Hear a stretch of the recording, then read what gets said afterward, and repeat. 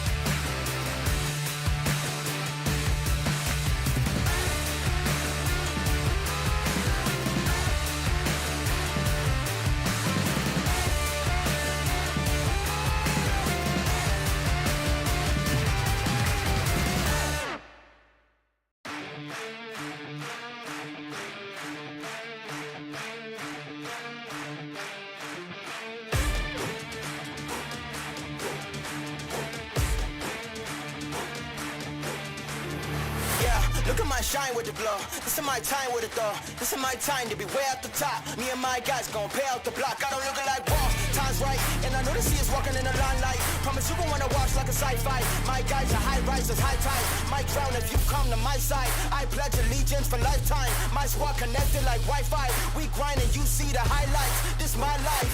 It ain't a game now. Me and you, we ain't the same now. Lions coming out to play now. Opposition out the way now. Out of the way. You wasn't invited. Say you come to play. I dare you to try it. You don't wanna try me. Then step up to my team. Yeah, out of the way. Yeah, yeah. Out of the way. Yeah, yeah. Out of the way.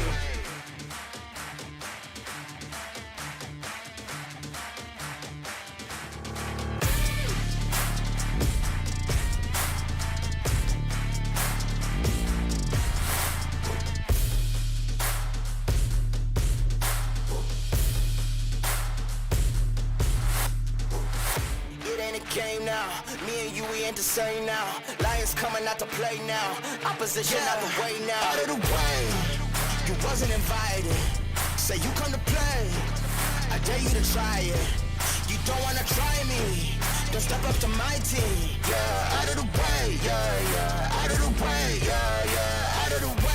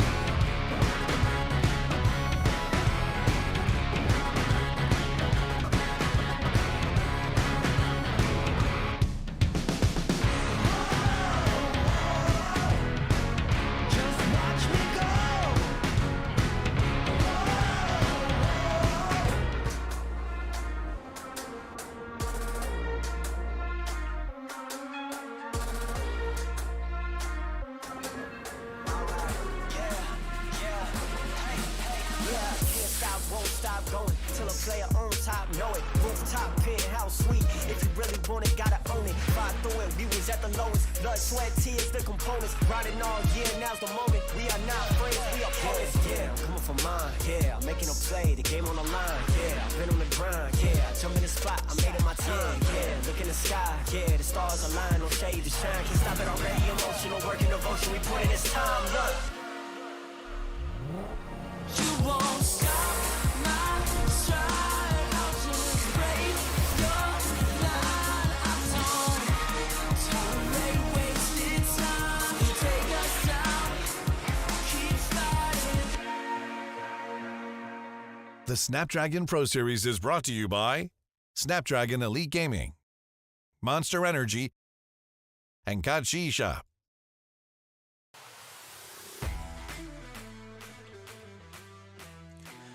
And welcome back, ladies and gentlemen, to the Snapdragon Pro Series. My name is Victor Cax. Joining me here is Husky. We're here to bring you guys day number 3 of the challenge season, and so far it's been quite a journey, hasn't it? No, it's been an exciting one. We saw very clear front runners. I think the teams from Thailand are tearing it up since round number 1 of the group stage. But right now, some of these teams are starting to turn up the heat. Some of these teams have woken up. SES ALFAINK are really catching up, putting Indonesia on the map. The Sem9 and Expand are also keeping pace with the front runners. And we still have a lot to desire from teams on the second page. But I think as we progress throughout the group stage, we're going to see more of that improvement. Yeah, there's still a lot to play for, even if you're not able to make it to that first page, though, because you got to remember, you know, we're finding the top 6 right now, but then later on we have another top 6 to be able to find. So there's still plenty of chances to go, but definitely the front runners right now seems to be the favorites coming for this season. So let's go ahead and check out this video that explains a little bit more about how exactly the journey began for some of these players. Hello survivors, and welcome to the Snapdragon Pro Series Free Fire Season 2. My name's Danilee, and it has been an exciting series so far in the Asia-Pacific region. Here's how the format works. Teams are divided into 4 separate regions, with 24 teams representing each region in the qualifying finals group stages. Only 12 teams from each region will move on to the regional finals. Teams then battle it out in the regional finals, and only the remaining top 3 teams in each region will represent their region in the upcoming Challenge Season 2. Let's check out some of the highlight moments and how they got there. Over in Malaysia, Singapore and the Philippines, there were intense shootouts happening between the teams. Shotguns seemed to be the weapon of choice here, as most teams tested their skills when meeting their opponents face to face. Auto knockout was seen as major threats after their dominance in the group stages. However, they failed to show the same level of gameplay in the regional finals. Most of the competition though seemed to be between FARANG and Expand, with Expand getting 4 booyahs, thus giving them a dominant lead. AB Radicals delivered an unbelievable performance too, getting the booyah and 23 kills. Ultimately though, the tough competition for top 3 ended with Expand, FARANG and Axis Esports coming out on top in the region. Heading over to Thailand, the fan favourites here have been putting on quite a show. EARENA put on a solid performance even though they failed to secure a booyah on the first day. They eventually picked up the pace and had good flanking, which helped them secure a booyah even in a 2v3 situation. King of Gamers Club was putting on a show. They got 4 booyahs during the regional finals and have shown why they deserve to play with the big boys. NIGMA Galaxy showed the most consistent performance by being top 3 after almost every match. It was their gameplay and skills that showed why they're one of the fan favourites in Thailand. Their understanding of the game and high skills put them at the top of the Thai region along with EARENA and King of Gamers Club. In the Vietnam region, the regional finals has been a show for the teams to showcase their talents. The matches between Heavy, Team Flash, MDH Esports and HQ Esports were highly competitive. Team Flash were dominating early on and secured 2 booyahs, but Heavy were leading in overall points. Similarly to other regions, teams at Vietnam liked getting their kills in close quarter situations, and even got some vehicle kills. Roadkill! Beautiful grenade throws, multiple frags, and highly accurate shots also helped MDH Esports get a booyah and 20 kills in just one match. At the end of the day, the top 3 Vietnamese teams were Heavy, MDH Esports, and Team Flash. finally, onto Indonesia. The battle for top 3 in the Indonesian regional finals was super close amongst all 12 teams. After a stunning group stage, OPI looked to continue leading the region. However, all the teams were fighting a close battle and were hungry to get top 3. With such amazing plays and tactics, Indonesia showed us why they have such amazing Free Fire teams with glorious action all around. At the end of the day, the top 3 Indonesian teams were Saudara Esports, First Raider Eclipse, and DEWA United Esports. And those were the highlights for the top 3 teams from each region. These teams will be facing 6 invited teams from Challenge Season 1. These teams are Sem9, Anxiety, EVOS Phoenix, EVOS Divine, V Gaming, and Attack All Round. Out of all the teams, which country has the better Free Fire players? And that is the journey, and this is the destination that these guys are hoping to be able to reach right here, because this is the prize pool that they're... But is it really what you want? The teams will have to work for it. Yeah, so essentially this prize pool will be applied to the end of this challenge season here, which means that whoever sits in that top place by the end of today, is it? Yeah, what would be the end of the group stage? End of the group stage, pretty much. Yeah, will be the one be getting the 30,000. But this is where the second phase of this challenge season is going to come into play, because after we already determine our grand finalists, 12 teams in total, then they will play for another prize pool, which is this page right here, $65,000 for the winner of the grand finals. I mean, that means practically, let's say if you win first place in the challenge season and then you win first place again in the grand finals, you practically have 3 times the amount of money. Yeah, you earn like $95,000 US, and that is the perfect scenario for any teams to go after. That's why Free Fire is so darn amazing. It's not just about the money, but it's the opportunities for some of these teams to kind of make those miracle runs. This is why the best stories usually come from Free Fire, but all stories are governed by some sort of, unseen forces, and the unseen forces for this would be the point system. 12 points for a Booyah, down to 9 points in second place, and you deduct 1 point for every single placement below that, down to 11 and 12 where you get nothing. But if you are in last place and you still get a couple of kills, 1 kill at least will give you 1 point. So there is the golden ratio in that situation. Yeah, and what I do notice, especially seeing the performances from day 1 and 2, is that if you're not, if you're kind of like 7th place and below, it's quite unlikely you're going to be getting a lot of kill points anyway, and we tend to see that especially the top 4 there will be the ones who usually get the majority of the kills in those first 2 days. So I wonder whether or not there's a correlation here between how well you're able to place and also how well you're actually playing, and as in getting kills and being proactive, so on. Yeah, I do agree with that. I think for today's maps, it's going to be very easy for us to see how these teams normally would perform, depending on the condition that they are in, whether they are the front runners or whether they are struggling. We have Bermuda and Kalahari lined up for you guys out there, and we'll alternate these 2 maps, starting with Bermuda as round number 1 and ending with Kalahari as our final match of the day. For match 1 and 2, it will be between Group A and Group B. Match 3 and 4 will be between Group B and Group C, and the final 2 rounds will be between Group A and Group C. So we get a good balance of kind of the rock, paper, scissors formula of the group arrangements. But I think at the end of the day, they are good examples of teams that might not have good placements, maybe due to a bad route or maybe due to a bad circle, but they still make up for those point losses by getting decent amount of kills. And these teams usually are the ones that segregate themselves from good teams because they are greater. And for Group A and Group B for the first 2 rounds, these are your teams. Exactly. So we got in Group A, Axis Esports, EVOS, Phoenix, First Raiders, Eclipse, MDH, NIGMA, Galaxy, and Sem9. And in Group B, we have Attack All Around, Anxiety, DEWA United Esports, EARENA, Expand, and of course Team Flash. So the thing is that we've often said that Group A is kind of the powerhouse group there, mostly because of EVOS Phoenix. The fact that they are the previous world champions and they're coming in as one of the favorites for the tournament, I think there's a lot of expectations coming from that team, isn't it? Absolutely. You look at the top 5 on the leaderboard right now, 4 of those teams are in Group A and B respectively, right? You have EVOS Phoenix, the current World Series champion. You have NIGMA Galaxy, the up-and-coming team from Thailand. You have Attack All Around, the former world champions. And of course, you have EARENA, who also have been showing solid performances throughout these 2 days. And EARENA is also one of the teams that we should watch out for alongside Sem9 and MDH. And I think that Sem9, throughout, despite some of those criticisms that we have of this roster, they did acquire the Geek Fam roster for a while for the MCPS Major Season 4. Didn't do well enough to make it to the World Series, and afterwards they brought back the initial roster that they started Free Fire with. And in day 1 and day 2, they got one booyah on each day, which places them in a pretty decent spot in 6th place, just slightly trailing behind Expand.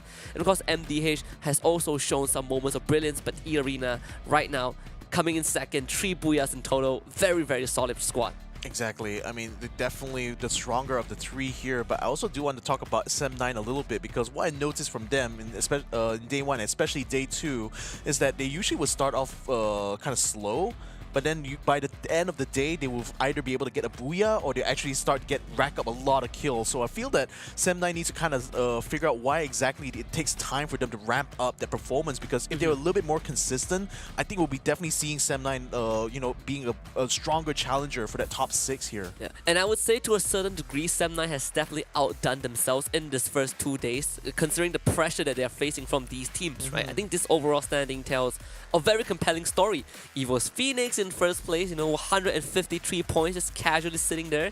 Followed by EARENA in 2nd with 133 points. NGS coming in 3rd with 120. SDS ALFAINK, the powerhouse of Indonesia, coming in 4th place with 102. Attack All Around in 5th with 99. Expand in 6th with 88. And Sem9 trailing slightly behind with 85 points. Of course, the 2 Vietnamese representatives, MDH and V Gaming Esports, in both 8 and 9. Yep, so that is for the first page. The second page there, we got Heavy currently sitting at 66 points ahead of EVOS Divine from Indonesia at 62 points. Then Axis Esports, one of the more disappointing performances from them I've seen so far, only having racked up 49 points, but that puts them ahead of First Raiders Eclipse, puts them ahead of Anxiety, who is currently tied with FARANG for 43 points. Then with United Esports, Team Flash, and King of Gamers Club will be rounding up the boards over here. And as it stands right now, yeah, I mean, when you talk about the top 6 here, I think the 6th position is still kind of up for grabs, because Sem9 is only about, 3 points away from Expand, and they already have the advantage having already gotten 2 booyahs. So I'm thinking that they could possibly go for another booyah again today. MDH also may have a slightly longer journey if they want to get into that top 6, but they're still yet to find a booyah, and given the consistent we've seen from them all throughout the season so far, I think it's just a matter of time before they finally find their first booyah. I think there's definitely a good potential for MDH to pull out something out of the hat. When we look at Sem9 and Expand and we compare the booyahs, sure, Sem9 has 2 booyah, but that also tells us something about this team, right? It means that 24 out of the 49 placement points they had came from them winning a round. But if you look at Expand, they have no booyah, and yet they're still leading Sem9 just a bit. And I think it also was reflected in throughout these 2 days, where Expand were just a bit more consistent in getting those middle of the pack placements. Not necessarily top 3, but they are always there. You always see Expand kind of making it towards the top 5, and that's why they still hold a pretty decent position. Another team that I think is worth talking about is Team Flash. This team actually was the 2nd seed going into the recent World Series, and right now seeing them in 17th place with only 34 points after 12 rounds of play, well, after playing 8 rounds in fact in this group stage. It's pretty concerning, right? Because they've been on that big stage, but right now they're struggling to keep up. I mean, it just goes to show how competitive this region is, isn't it? I mean, for one, you had the Thai teams already dominating the first day, just basically leaving scraps really for the other regions to be able to collect for that first day. Second day, I think, is a little bit more balanced, but that's only because teams have started to play a little bit more conservatively, especially the Thai teams who are already racked up plenty of points, feel that they could afford to, play a little bit slower this time around instead, and that allowed other teams like ALFAINK and Expand to actually make their way, start to make the climb up to the top. So now I think for day number 3, the teams here definitely already will know what to expect coming to this one here. We're going back to the same 2 maps of Bermuda and Kalahari, so it's going to be kind of like a rehash of day number 1. But then now that they have more experience, now that they've already understood sort of the play styles and patterns that these other teams from other regions are doing now, do you think we're going to be seeing more teams from that second page make it to the first page? I hope so, but a part of me also thinks that there is a possibility that the Thai powerhouses were playing slower yesterday was because it's Purgatory and Alpine. Now we're going back to the map pool that they performed very well on day number 1. Maybe they would turn up the gear again, because that's what happened on day 1, where the Thai teams, right after they parachute down onto either Bermuda or Kalahari, they were just farming every single team out there. You always see at least one Thai squad at the very end of the game. So it's a far-fetched theory, but if that is the case, then a lot of teams would just have to buckle down, because you only have that you barely have time, honestly, to really adapt to what the Thai teams are doing. And it's fair to say that mechanically, they are very much better than a lot of the teams we have right now. I think that's kind of the source of the confidence, isn't it? Because what we notice from the Thai teams, they don't really hesitate a lot. Once they already have the mindset of what they want to achieve, they literally go out and get it done. So I think that comes from just having a lot of confidence in their players' own abilities, and I think even the team leaders themselves already knowing what the team is capable of. Yeah, I think that's definitely that's definitely the case. Though when we go back to Bermuda and Kalahari later on, there are some teams that I do think is worth keeping an eye out on, aside from just Sem9 and Expand.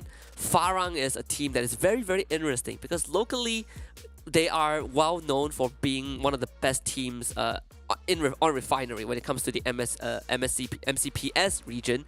But right now they have been struggling very, very hard when we play on Kalahari, and that really could be a confidence breaker, because it is their best map, and right now they are getting clobbered by a lot of these other squads, and I want to see them bounce back. This is an organization who has been on the world stage before, but right now we're not seeing them shine just like they should.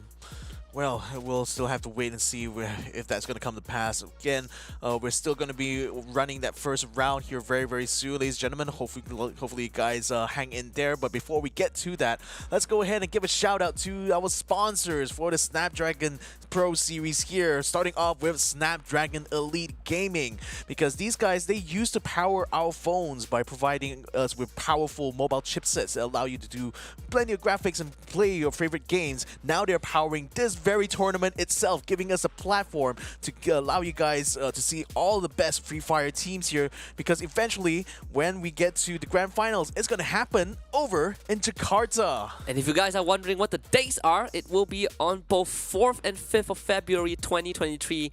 There is still some time to plan your Jakarta trip, but I just want to put it out there: cancel all your plans, nothing else matters. Fly to Jakarta and witness the best teams in APAC duke it out for $65,000 for that first place, and of course, be under the same roof as every other Free Fire enthusiast. Yeah, I mean, that's the best part about, going to an on-ground event like that. You actually get to meet, the people who are, behind the screen, and especially for the teams themselves who are participating, it literally can be like the first time they encounter each other face to face. Oh yeah, and I think that really is one of the most nerve-wracking and exciting experience at the same time.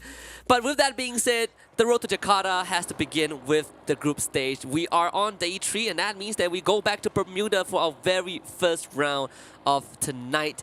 There's a lot to be desired. We have seen the Thai teams just basically tearing up a storm, and I want to see some of those teams that have been struggling for the first 2 days kind of bounce back a bit. Show us a bit of that fight, because I think if you are just solely reactive, you are going to constantly struggle throughout the rest of the group stage.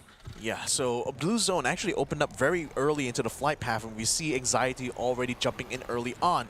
The circle is definitely going to be centerwards. Don't really see much, it's something to be expected. It's not really anything out of the ordinary here, but the team's definitely spreading out quite a bit. I don't see any hot drops happening on the screen here, which I'm quite surprised by, because I was actually kind of half expecting EVOS Phoenix to actually contest Anxiety for that high loot zone. But nevertheless, we do see a couple of members from EARENA starting to move on to Sem9 here, while NGX in the meantime, they are just making their way down towards the factory area, pretty much have their whole area for themselves, very much so. In the meantime, Sem9 already getting some shots onto EARENA. Shut Up has already been taken down for a little trip to the lobby there. He's going to have to wait for the revive to come through, but that's already first blood going to Sem9. EARENA decided to go on an expedition. They sent 2 members into this compound, and of course, with the number disadvantage, they got absolutely punished, but we see Protete can at least get something back, right? Bring some nice utility resources down, get a couple of knocks.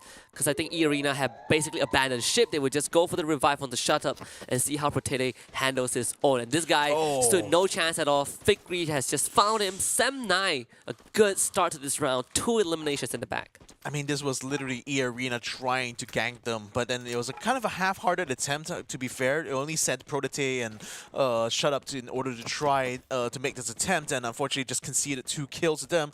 But nevertheless, they will be able to revive them very quickly thanks to a revive point that EARENA themselves are holding in their area around Graveyard. So in the meantime, let's see what Axis has been up to lately. This is a team that on day 1 had an abysmal day. All 4 rounds that they played, they were basically backed up by whichever team they ran into. It's good to see them kind of bounce back ever so slightly on day 2, but you kind of still need a bit more. And then, no, Exec. He actually decided to take the zip line backwards, and that was the wrong choice. You never look back.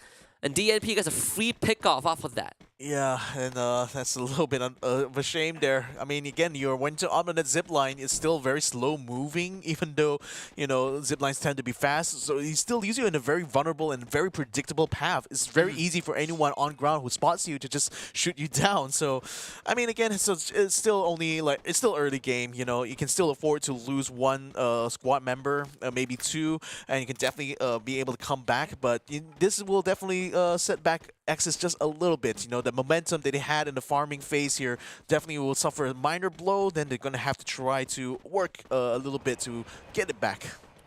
And Exec is a very interesting player, right? Because he is one of the best we had, you know, for almost 2 years straight. This guy started with Geek Fam, and he was the best support player that at that time. Afterwards, after the long journey with Geek Fam, went over to Todak, and Todak had an amazing season at the very beginning, and then it started going downhill. Right now, he's with Axis as the latest addition, but I think ever since the Todak Great Depression, Exec has been struggling.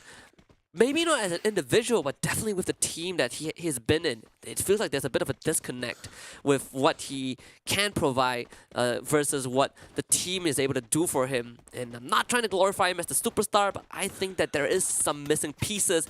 And he just got brought back, and somebody's shooting at him. And he's going to be visited by NGX. And this guy's day is just not getting any better. I mean, must have woke up on the wrong side of the bed today. That's the only explanation I could think of for him to get caught out like that twice in a row. Unfortunately, I don't think it's going to be revived anytime soon from the rest of his teammates who are now locked in battle here with NIGMA, Galaxy, Caramel getting around with the motorcycle. Gets 6 ramp all the way down. Now he's trying to find another attack there. Will they be able to find a last member of still standing there? It looks like NIGMA pretty much have all overrun Axis' own positions here. Flame7 seems to be the last person standing right now as Caramel and the rest of NGS are scanning around trying to flush out this last member of Axis Esports. But when they do, that may be the first team being eliminated here. Flame7 still trying to play dodge around the Rosies there. He's been spotted already. 3 people coming in all at once there. Can he get a knockdown? No, he can't. He gets taken down. But thankfully, Neptune had been able to run away from all of the action and still remains, allowing Axis another second win. And Neptune slipped into the shadows. Thank goodness, because that was a feeling of deja vu from day number 1, where Axis was the first team to get eliminated without even touching the ground. We barely even get to play the game, nonetheless.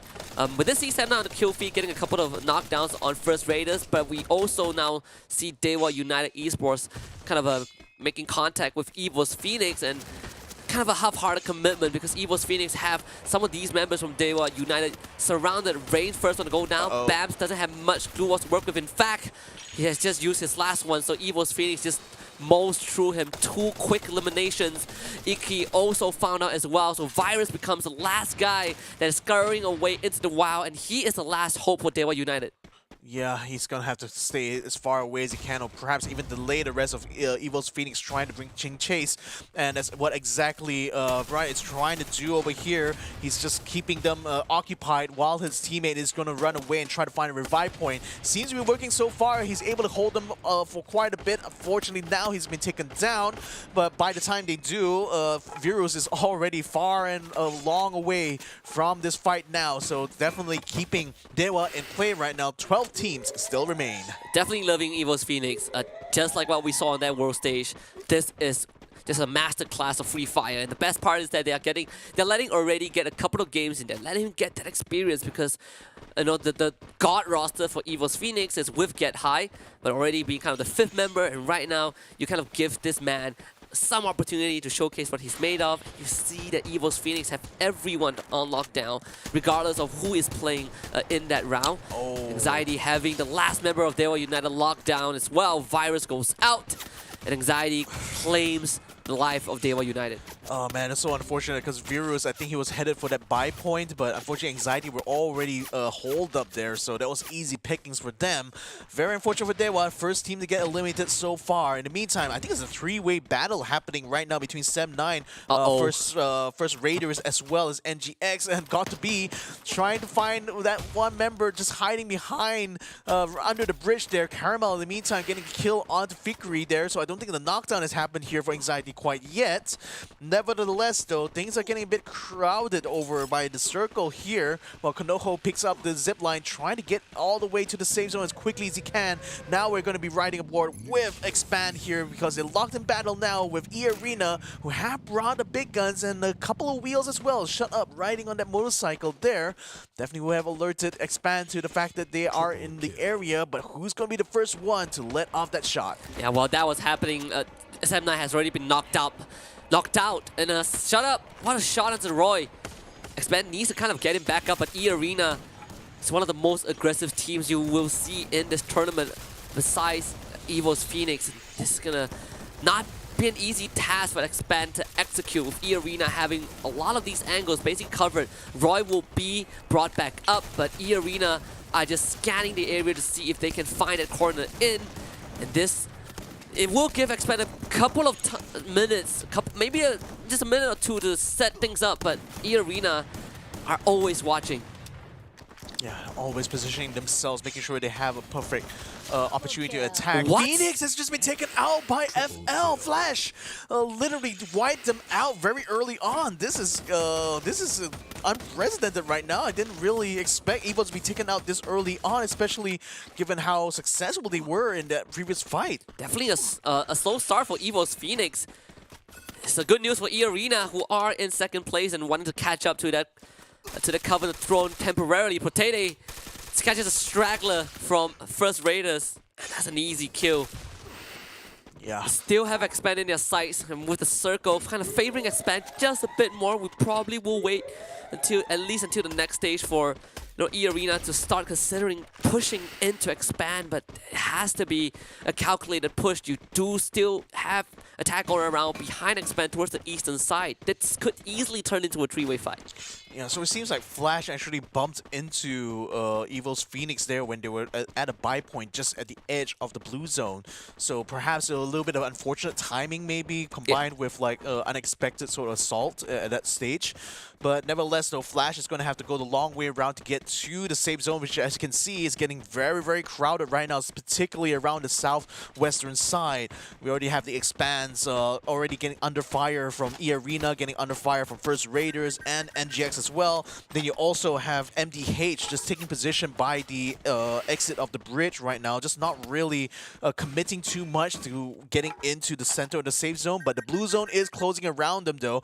MDH is going to have to join in a circle sooner rather than later. In the meantime, Expand still trying to keep an eye out for EARENA. They've been facing so much pressure, so much fire coming in from that western side right now, and they really want to ensure that they keep EARENA at least gate kept from that next circle. And so far, EARENA have been winning these long-range fights, and with XL going down and no way to bring him back, no buy zone nearby, EARENA, they're gonna pounce right now. They know that they've gotten the sniper on the rooftop down, and you can see this calculated, coordinated assault on the compound of Expand. Roy needs to hold on, but there are multiple members of EARENA outside this building. Can Too Fast get the flank off? They need to cut their losses, isolate these 1v1s, but they just cannot find an opportunity. And in fact, EARENA might have done the exact same to Cobra, who is caught in a pickle with the members of EARENA kind of coming in from one gateway.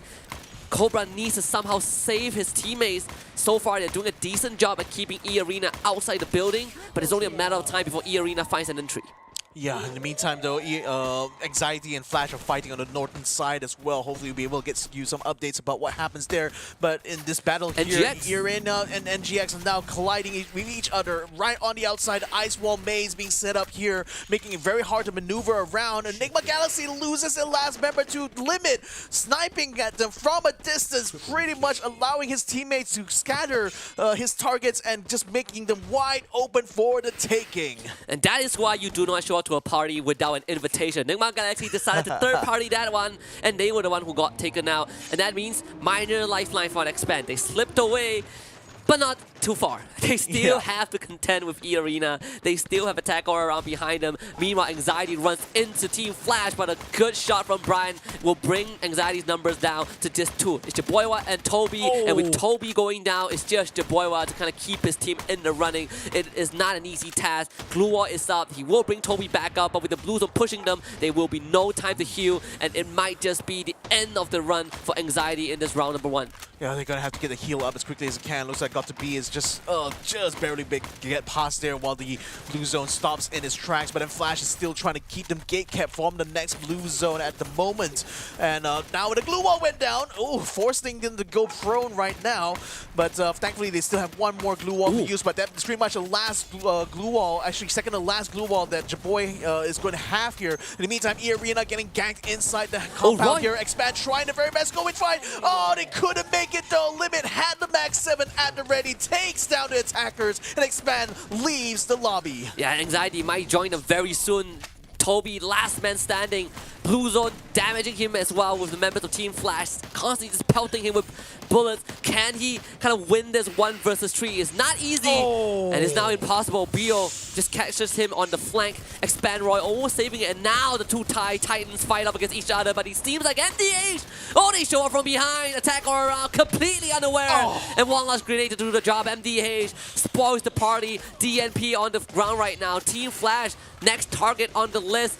Attack all around, no longer around. EARENA, they were just going to watch this unfold from the sidelines, but they will have to join very soon, and they would not be allowed to do so. Final 2 teams, and it's going to be to 2 Vietnam representatives. There's not a lot of ice walls in their pack though, and they're going to pretty much run out very quickly, sending out every single throwable they have in their kit. They're just sending it MDH's way, hoping to be able to get a knockdown or 2, but MDH is cutting them down one by one. Kind of like shooting fish in a barrel right now as they're getting the majority of kills. Flash now desperate to try to regain some control here. It's Bloody gets taken now from the side, and the booyah goes all the way to these boys here. What a performance from MDH. Not only did they pick the right fight, it came in from behind, took out attack all around, but they also played that final fight to a T. Great display from Newt. And especially, we was like, wow, 2 versus 4, and they single-handedly stopped that full force assault from Team Flash. And the perfect cherry on top by Don't Cry, those 2 headshots at the very end. Absolutely sublime. MDH finally putting themselves on the board. This was what we slightly touched on at the pre-show, right? We wanted to see MDH being one of the teams that gave us a good performance, and they definitely did. Yeah, I'm actually checking to see, are they the first Vietnamese team here to get the booyah? I think so, actually. I think so, yeah. The first Vietnamese team to actually pick up the booyah here is MDH, and man, just in the nick of time as well. Yeah, perfect way to start the evening. And we even saw NGX and EVOS Phoenix being knocked out pretty early on, especially EVOS Phoenix, who got flanked, who got caught out by Team Flash, I believe. But of course, they also still have some great moments when they were up against DEWA United. We saw EVOS Phoenix just give us a good lesson of how to be aggressive in a game of Free Fire. But at the end of the day, I think the Thai teams and the Vietnamese team have shown a great game number 1. Expand almost held the fort. I mean, Roy with a massive performance with the Charge Buster, but his teammates were all down. Yeah, and I think what was very unfortunate for Flash in this last fight is that they spent so much vid fighting anxiety earlier on that I think they just basically ran out of glue walls to use for this final fight, and that just gave MDH, literally a lot of targets to just basically shoot down as they ran down the hill. So all kind of worked out here for MDH here, ladies and gentlemen. The first Vietnamese team to pick up the booyah. It could have been Team Flash actually, when now that I look at it, because they frankly have been matching MDH in terms of that kill performance here. It's just that minor difference in that final circle that really made all of the difference here for MDH. And this is where we can finally see most of these teams adapting to what has happened on day number 1, right? On day 1, basically all Thai teams introduce their opponents to what true Free Fire is by running them down for 6 rounds straight. Right now, some of these teams have finally woken up and they've adapted to this aggressive playstyle. They are more prepared to receive the aggression from teams like EARENA, NIGMA Galaxy, and it is paying off. MDH and Team Flash, they also have a couple of tricks up the sleeves. And remember I mentioned that we want to see Team Flash step up a bit because they have the international experience and they were in 17th place. This is a good round. I think they heard you. They must have heard you from the stream. Got a little bit offended and decided, okay, we'll prove Husky wrong this time. We'll prove him wrong. That's what I want to see. This was the team that actually had a good play-in run. They didn't make it to the finals, but they had a good play-in runs at the World Series. So this is the level of performance that is worthy to be mentioned. But of course, they did come in second, with MDH getting the booyah for that round. 14.5 minutes of survival time, 6 headshots, and minimal damage required to end the round. Yeah, I think we didn't really see them being that proactive too much during the mid stage of the game. And early game, I think most teams basically tried their very best to keep out of trouble and not really proactively look for those kind of fights. Unfortunately for EVOS Phoenix, it seems like they were the ones who were trying to do that strategy, but just got caught completely off guard there by Team Flash and got eliminated early on. So we didn't have the chance to see them in the final fights. And really, this is where Team Flash really, had quite the windfall here in this round, because not only they took out one of the strongest teams, but managed to use the momentum from that to make their way to that final circle. Got cut a little bit short by their own countrymen, but still, the points are still points. There's still 18 points into the running here, and it's going to do a lot of dividends for them coming into the scoreboard. Yeah, especially for Team Flash, they are currently just trying to get into top 12 because that's kind of the bare minimum to qualify for Jakarta, and that 18 points is going to send them flying up the leaderboard after just 1 round. Of course, there are still teams that haven't played yet because they are in Group C, but this is a good beginning for Team Flash. And I do think that if you are Team Flash right now, there's a lot to... They definitely had a long talk after the first 2 days. Maybe that worked out, but we still need to see more. Right now, they got off to a good start, but for the rest of the night, it's all about staying consistent. And whether Team Flash can keep that, can show its consistency, is entirely up to them. And that's something that I want to, see by the end of the night. So did they just literally do a big splash in this first round and only to fizzle out later on? We'll have to find out here, ladies and gentlemen, because we're going to be taking a break here before we get towards round number 2 on Kalahari for Groups A and B. But stick around, ladies and gentlemen, because that will be coming after these messages. The Snapdragon Pro Series is brought to you by Snapdragon Elite Gaming, Monster Energy, and Kachi Shop.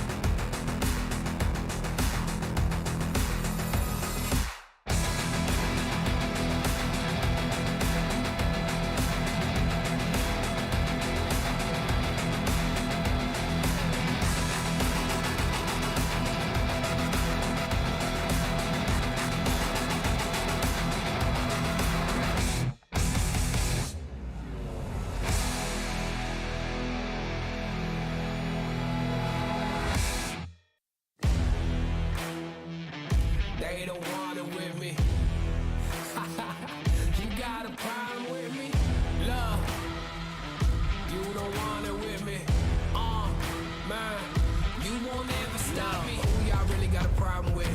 Who y'all really trying to solve them with? Who don't really like the sound of this? Who come with me getting down to this? You better step back, get your neck cracked, get laid down when you best step. Better check that with a fresh map. Get lost now with no extract. Like, look, that's all me. Got my number, don't call me. We eating up, that's all beef. You freezing up, that's y'all's team. Cause we don't really lose no more. All about heating up, leaving that cold. You can see me eating up, killing that show. I ain't about giving up, no.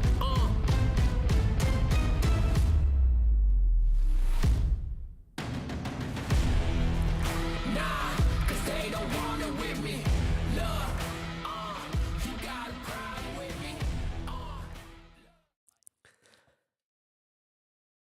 It's a good time to be a Free Fire fan because we just witnessed a breakout round for both Vietnamese teams, MDH and Team Flash, coming in both first and second. Maybe this is a sign of what's to come for the rest of the group stage for the Snapdragon Pro Series Free Fire Challenge stage. My name is Husky and alongside me is Victor. With 5 more rounds to go, we're going to Kalahari next. Our expectations are out the window because we thought Thai teams would continue to dominate, but that's not really the case. I think it's like the other teams with other regions that already knew exactly how to handle the Thai teams now, and they've already started to open up, you know, more opportunities for themselves. And wow, with the performance that MDH has done right now, that's enough to put them up into the top 6 now, ladies and gentlemen. 95 points here for MDH. A little bit of a shame for Flash because, you know, they hadn't been as consistent in the past couple of days. So even that performance is enough to only upgrade them to level, to position 13 right now. But certainly is quite the climb right now we're seeing from the Vietnamese squads. Yeah, and they just gotta keep this up, and we will see Team Flash in that top 12 in no time, right? Axis had a very slow round. I believe the first team to get, well, almost the first team to get knocked out. You can get a deja vu feeling from day number 1. So far, Axis and Anxiety are still caught in this loop of not being able to push far enough. And a part of that was basically they're getting mech checked by a lot of teams that challenge them, and they're not able to overcome that mechanically. And that's going to take a while, so we would just have to sit back and see if they can kind of rectify this in the coming rounds. But when we look at that first page, it's still remain unchanged overall, barring the fact that Attack All Around is now seated in 4th place, but that's also because SDS ALFAINK have yet to play their first round today. MDH makes it to 6th, Expand and Sem9 unchanged in 7th and 8th. Well, they moved down by 1 spot, but that's pretty much it. Yeah, moved down 1 spot because MDH literally took over the spot that was held by Expand earlier on. So naturally, it's still a very competitive, situation here for MDH, Expand, and Sem9 because they're only separated by a total of. What is that? 7 points? Yeah. Yeah, 5 points, right? For Expand, yeah. Between Expand and Sem9, yeah, that's about 5 points. And then to MDH, it's literally 1 point difference between them and Expand. So with that 6-point range, it means that even just getting a couple extra kills already can make a big difference for all 3 of these teams. And I think for Sem9 in particular, we didn't get to cover actually one of the fights they had earlier on in that round that they actually won. So that also contributed quite a bit to their kill score here, I expect, but still not enough to overcome Expando, who I think a little bit more successful in that first round. Yeah, and the fight that Sem9 almost won entirely was, I believe, First Raiders. They caught out a few members of First Raiders, and I think NGX or EVOS Phoenix showed up, and First Raider pounced back as a kind of an act of revenge, and they ended up wiping Sem9. So it's these kind of 3-way fights that can be pretty chaotic. But we also saw Expand almost pull out one of the craziest clutch of the round with Roy, having to deal with the entirety of EARENA at one point. But we are also seeing how Expand, just like day 1 and 2, were consistent with getting their placement points, even on rounds that they are not getting much eliminations. And we even saw, like, they were talking about like the really good sort of like third-party fights. We also conversely also saw one of the worst ones when NIGMA Galaxy tried to get in the middle of Expand as well as EARENA and got completely slaughtered as a result. It's one of those examples. Because NIGMA Galaxy are no strangers to crashing the party, but this is one of those moments where they actually got punished, right? EARENA, they were trying to run down Expand. NIGMA Galaxy showed up and got what ran down instead. But I mean, at the end of the day, it's still the biggest winner was still EARENA because they finished what they started by wiping out Expand. I think Kalahari, it will be a bit different. Again, I want to see FARANG take control of this. Well, FARANG isn't on the screen just yet, but later on, I want to see them take control. Right now, I do believe that Expand has been struggling with on Kalahari in particular. It's a map that they're not as comfortable as they were with. But with this hard drop onto the high tier loot zone, they're up against DEWA United, and they've already gotten that first knockdown. I mean, it certainly makes sense for them to try to equip themselves with whatever best they could, and that has to do with that blue zone, the high-value loot zone, as it were. But at first, they need to be able to contend with the members of DEWA here. Can they find a good high ground, though? Neptune certainly has a high ground in this situation, but we're also seeing... sorry, this is Axis Esports, actually. Neptune currently trying to fight against Sem9. He does have a slight high ground here in this arena, but then what will Sem9 try to do in response to that? In the meantime, Team Flash... okay, now back into the blue zone here. We see the Axel from Expand trying to find, or rather flush out this last member of DEWA right now, who I think have literally got themselves slaughtered completely, because only Rain seems to be the only member left, and he's still trying his very best to run away from the situation right now.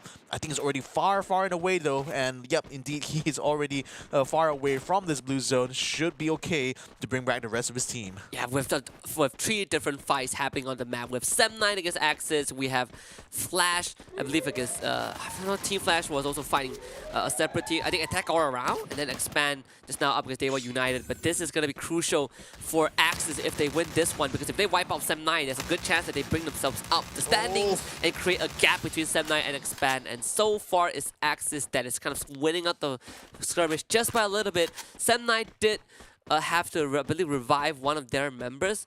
Axis is content with the 2 points that they have. Yeah, I think that was also forcing Sem9 to now back out from the fight, but and Axis right now have full control over this northern side here. So at the moment, we'll still have to see whether or not they will be able to regain some ground later on in this game. But for now, Flash very much getting themselves back up to speed there. They already got all the members back up after that little encounter earlier on. DEWA, in the meantime, Rain still very much solo. He's trying to make his way towards a revive point, but there's actually no one there. I'm just wondering why he's kind of holed up at the moment. Perhaps just being a bit cautious at this point. EARENA at the moment seems to have found another team just across the embankment from them. And I think like they pretty much have them pretty locked down there, because EARENA's positioning right now pretty much puts them on top of this revive point and makes sure that any team that's going to want to get a revive will have to pass right through them. And that team is Anxiety, and they are continuously trying to get away. But look at EARENA. They are incredibly aggressive with those grappling guns, trying to hunt down members of Anxiety. Maybe we'll get a couple of stragglers along the way, and they actually have closed their distance. Anxiety are very much split up. Limit will be the first one to make contact with Anxiety. Showma has to drop the time turret just to buy a bit of time, but that means that he is also trapped right there. Has the tree, but what a shot from Limit from downtown. Hits the skull of Showma. He will be slowed down, but the rest of it, EARENA, they have already caught up to Anxiety, and all it took was just a glimpse of Anxiety trying to cross the river, and they get mercilessly hunted down. 2 eliminations for EARENA thus far. Wow, that's so painful there. I mean, this grapple gun, definitely a game changer right here. I mean, look at how fast EARENA was able to catch up to Anxiety, not only to take them down, but even just kind of cut them off, really. Because at the start of that fight, EARENA was actually outside of the outside of the next circle, and Anxiety was inside the next circle, but it completely flipped around because how fast, how rapid EARENA was able to reposition themselves. No normal teams does that, right? EARENA has really shown us that how not only that they're aggressive, you might call them crazy, but they are confident in what they can achieve. And I think that they know that Konoha might still be around. They are scouring this entire compound, leaving no stones unturned. Showma just got back, and it's not spotted by EARENA, but spotted by Attack All Around, so didn't really get to play the game in any way. Toby now isolated as well. 1v1 against EARENA, but he's quickly flanked. Toby getting 1, but 1 is all he gets. Orgus comes in, knocks him down. Anxiety down to just Konoha, who is still in the vicinity and trying to use that blue zone as a cover to perhaps get away survive for a bit longer. Yeah, he best run his way towards the safe zone right about now. Maybe even that revive point is close by. The problem is that once he does so, EARENA pretty much will be giving chase to him. Thankfully, this first stage blue zone is not that painful, so he could perhaps wait it out a little bit, wait for EARENA to move on, and then only go for the move. But then for now, Anxiety very much at the edge of this, at the edge of the razor here with how they perform in that one, and just so unfortunate as well for Shomai to land in the middle, attack all around in that instance there. Definitely didn't expect that. Sem9 and Flash seem to have encountered each other on the northern side there. I've seen already some shots being exchanged between the two of them as the circle closes in all around them. The next zone, ooh, that's actually quite close to where Flash and EARENA is, so they don't really have to move too far away. And Flash, in the meantime, they do have a bit of a high ground situation here that they have to deal with Sem9 already taking control of the cliffs, forcing Bloody to use a grapple gun in order to escape to safety together with the rest of the team. But with the circle landing on top there, this might be an impetus now for Flash to just stand their ground and fight it out. Sem9 have split that battle force. How are they going to deal with Flash? Because Flash have a big compound which tries to work with, and Sem9 will have to run straight into kind of the meat grinder. Figuring would need a bit of space to heal up, but oh, Exac had to just do it to him. And Bio steals that one away. Axis Esports thought they got the drop on Sem9, and as if things weren't already bad for Sem9, now they have actually shooting them from behind, an angle that they were not expecting to be needing to cover. Exac going down. He said Axis have gotten 2 free kills and ruined Sem9's chances. Now the other 2 members are on top of that cliff, on that mountain, but it's going to be so hard to get into the safe zone. And the thing is that Axis pretty much was gatekeeping Sem9 in that instance alongside the Team Flash, but they could potentially play gatekeepers now to EARENA, who only just now are making their way to the safe zone. Now, thankfully, they don't have to move too far away because that circle is quite close by. But they are using vehicles here, and as X-Axis right now focusing their attention on Team Flash from across the street. So this might be the perfect cover that they need in order to try to avoid some danger. But they've encountered one of the members of Sem9, Yubi, getting caught out by Orcus as they were making their way to that circle. That's a little unfortunate there, my friend. Yeah, out of the frying pan, into the fire, and into the volcano itself. Sem9 just could not catch a break. Everyone can call left, right, and center. Whoa. Oh, EARENA right into the lion's den of Team Flash. Orgus, an absolute madman. Build a fortress with that glue wall. Limit goes down. Orgus needs to bring him back up. Protete, he is also at the scene. Team Flash, can they get rid of EARENA, who have been absolutely aggressive? Wow. Protete swings the corner, gets flanked from behind, and 2 versus 1, and still takes on the fight. This guy is the Terminator for EARENA. 2 goes down, and now backup has arrived. Can Team Flash hold the fort? Protete finally goes down. Orgus is the second to follow. They set up that glue wall to protect themselves, but that means that Team Flash also gave EARENA some space to bring the other team back up. Limit gets Bio. Bio is removed from the match. Limit turns the corner. Team Flash is out. EARENA, what have you guys just done? You guys are mad lads! Literally hot dropping using the surfboard straight into in the middle of a firefight between Axis and Flash, and just completely wipes out Flash in their own game. I mean, man, this game just brings you so many different kind of surprises, doesn't it? Yeah, sometimes you will win by catching your opponents by surprise, and one of the ways to catch them off guard is basically just running into them, right? Because it defies the common sense of aggression. I mean, to us, it defies it, but to EARENA, they are redefining what it is to kind of make that first move. First Raider now seeing members of DEWA United. It's going to be at least one of them who just got revived. This should be easy pickings for First Raiders. Oh no, Rain's gonna get spotted now. Darkhold gets a shot, gets him knocked down. No way that Rain's gonna be able to get out of this one here. Thankfully, he had already got his teammates back as insurance, but that was certainly an unfortunate situation. But it just goes to show how much, you know, just having a simple item like the grapple gun has really changed how you approach this game now, because it just means that even if you're high up in the tower, you're not necessarily safe this time around when someone has a grapple gun. One of the most unique mechanics in Free Fire, right? You only get that on Kalahari, and this is why it's such an important piece of equipment to have. MDH, on the other hand, finally catches win. but Expand might be heading towards. So we saw a bit of pot shots, but Expand, they are pretty safe behind the cover of a couple of buildings. But that means that they also know that for the next rotation, they might have to contend with MDH.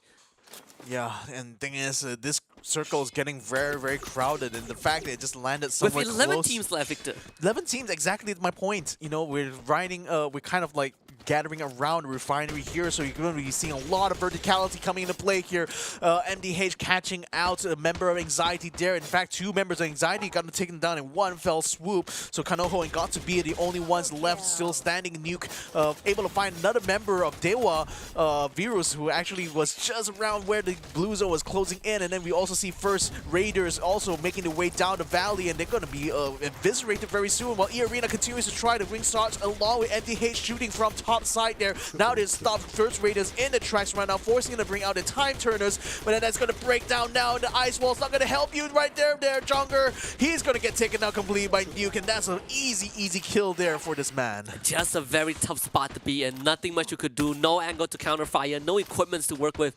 The first Raiders are just caught in a pickle. Tag all around have been removed from the game.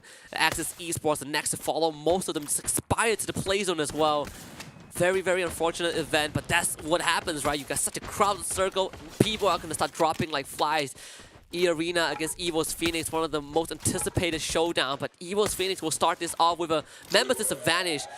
Almost letting a debilitating shot, but it is just not enough. Potato barely running away with a slither of health, and now will heal himself back up. And by the way, Victor, we're looking at EARENA with 11 eliminations, and it's still going to go up.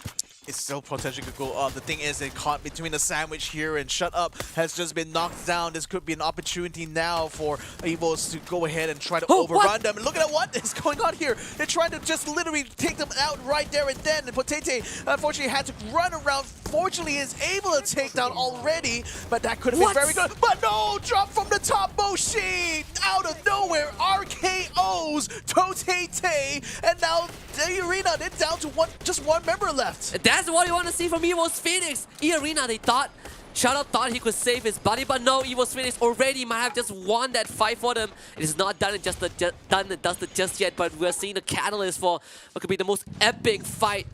And EVOS Phoenix able to revive the 2 fallen members, and a cherry on top, Anxiety though. Not so lucky, taken out by MDH. NIGMA Galaxy now on our screens up against Expand, who does have a couple of rules to work with. Caramel gets snuffed out by Roy. EARENA still kicking, but maybe not for long. Orgus dies once more, and Limit, he is cowering on top of this room, but can he save the round? We have seen him done wonders. He needs help from Semnai, and Semnai is delivering that assistance. EVOS Phoenix might not make it out of this alive because they don't really have enough members to work with. Semnai mowing them down. EVOS Phoenix is gone. Semnai stays alive. They have just saved EARENA. I mean, Sem9 was the third party that EARENA needed but did not deserve, actually. And I think this actually makes the situation a little bit harder for Limit, because now he's caught up in the rooftop while Sem9 has control over the ground floor. So if he drops down at this point, he's going to be in a 1v3. Oh, he's running for it. He's trying to go for a run for it right now. Can Sem9 actually catch him before it's too late? The grapple gun allowing him to move very rapidly, but now the glue wall had to come out, and Elite Limit is now stuck in his tracks. And ZenOP runs up straight to his face, gives him a shotgun greeting, and sends him back to the lobby. A performance that is very admirable from Sem9 in this match. Top 4 is going to be them top 3s. MDH against 2 teams from MSP. Sem9 Expand. Just being around the block, MDH. How do you hold this compound too fast? Actually takes himself out with the grenade launcher. That's not the opening that you want. But MDH, preoccupied with Sem9, turns their attention over to Expand. Sem9 decides that this is going to be our third Booyah, and we're going to wrestle it from every single enemy that stands in our way. MDH still on that rooftop. Nero getting a good shot to Axel, takes him out of the equation. Expand's time is running low. They still have 1 more member alive, but can Cobra save this one for his team? We have seen him become the hero, but he has to be the miracle for the team. Yeah, this is going to be very tense right about now. MDH unfortunately had to concede the rooftop now to try to fight on the ground. That might be a bit of a disadvantage for them at this point. They still have a little bit more glue walls to use up there. Not so much for Newbie though. He's going to have to run around. Unfortunately, he's going to get taken down. Now Zen OP is trying to find another target here. Can he find anyone else though? Yes, he does. He finds MDH, takes him out. It's now 2 it's versus 2. 1. It's 2 versus 1 here. Cobra still alive for Expand, still trying to fight this out. But then the thing is, he is outnumbered. He still has blue walls though. He's going to try to use that to his advantage. Oh, but he collapses himself. He locks himself in the room with Sem9 and allows them to take the booyah.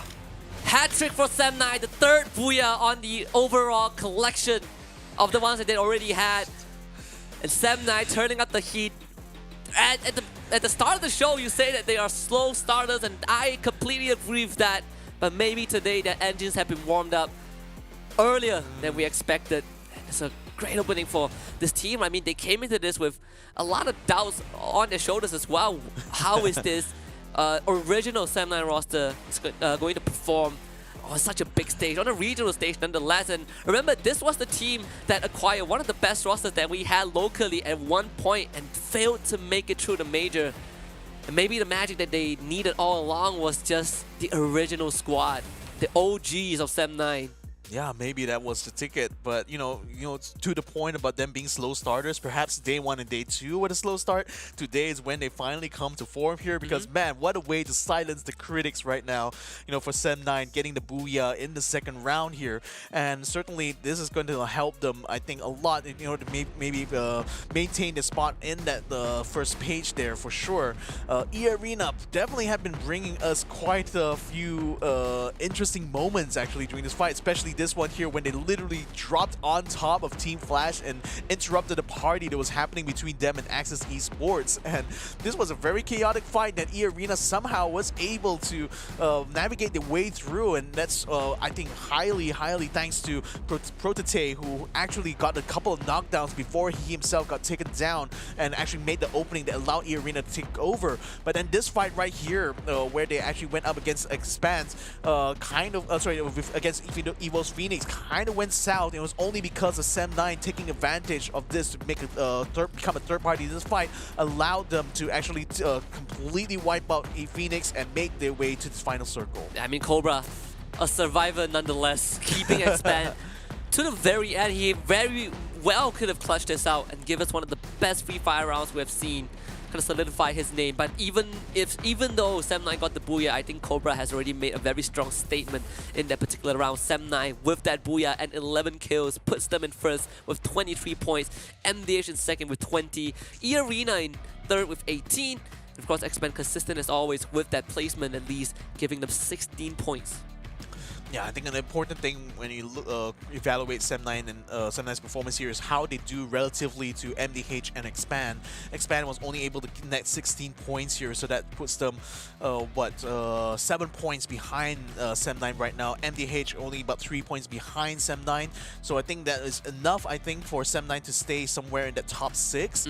I just wonder if they're going to be able to continue this momentum here, because this could be an exciting time here for Sem9 to potentially even challenge some of the Thai teams who seem to be underperforming actually in this first couple of rounds. Yeah. And I think, you know, this is very interesting to look at, right? Because once more we have another round where, you know, the powerhouses from Thailand didn't really perform well, barring EARENA, who were absolutely out of their minds when they played on Kalahari. Only went down because they got third-partied, but aside from, because not really third-party, but more of because EVOS Phoenix also decided to take destiny into their own hands. Yep. Then that barely wiped out EARENA, but at the end of the day, it was Sem9 that cleaned up the mess. We had to look at this team right now with 14 crazy headshots. Not all of them were confirmed kills, but it really shows how much Sem9 has done in this round alone. You know, getting themselves into this spot. And remember, they had a very tough upbringing for most of the rounds, right? It was Axis, and then it was Team Flash, and at one point it was Phoenix were not letting them have fun. NGX also were kind of have a foot, you know, in Sem9's those personal space, but somehow they persevered. Yeah, I think that's just going to show never give up, you know. When you are in these kind of situations, you just kind of keep pushing forward, keep trying to improve. And, you know, Sem9 kind of, I guess, were taking that to heart in day 1 and 2. That's why it's only towards the end of the day that we start to see them bring out those good performances. And then now, I think after having 2 days of competition, they've definitely had that moment of reflection now to determine what exactly they needed to get things done. And given that we came back now to Bermuda and Kalahari, I think all the ingredients were just there for Sem9 to finally show us what they got. Yeah, it's a storyline that was in the making for a long time behind the scenes, just that it hasn't garnered enough attention in the first 2 days to be worthy, to be put on the desk. But I think right now it's time we keep an eye on Sem9. Maybe there's more in store. Still have 2 more rounds to play tonight. We do have an interview with Sem9 themselves, so we're gonna kick it over to Sem9 and see what they have to say. And hello Fikri, welcome onto the broadcast. Hi. First of all, congratulations on your 3rd booyah as a team. You know, 1 booyah per day. Is that kind of the trend for Sem9 right now? Thank you. I mean, is it a trend? You think like there's still going to be a chance for you guys to get another booyah today, or you think this is pretty much it here? Inshallah, maybe we will get more if possible, as long as we keep our mind calm and stick to the game. Right. What I mean is just stay calm during the entire game. Right, awesome. So I have an interesting question for you, because you know you previously were in GeekFam for a period of time, and then you joined Sem9. And for this particular stage, Sem9 did brought back the original roster from last year, right? You have Newbie, you have Zen. How is it like playing with them by your side? Because we can see that you guys are doing pretty good.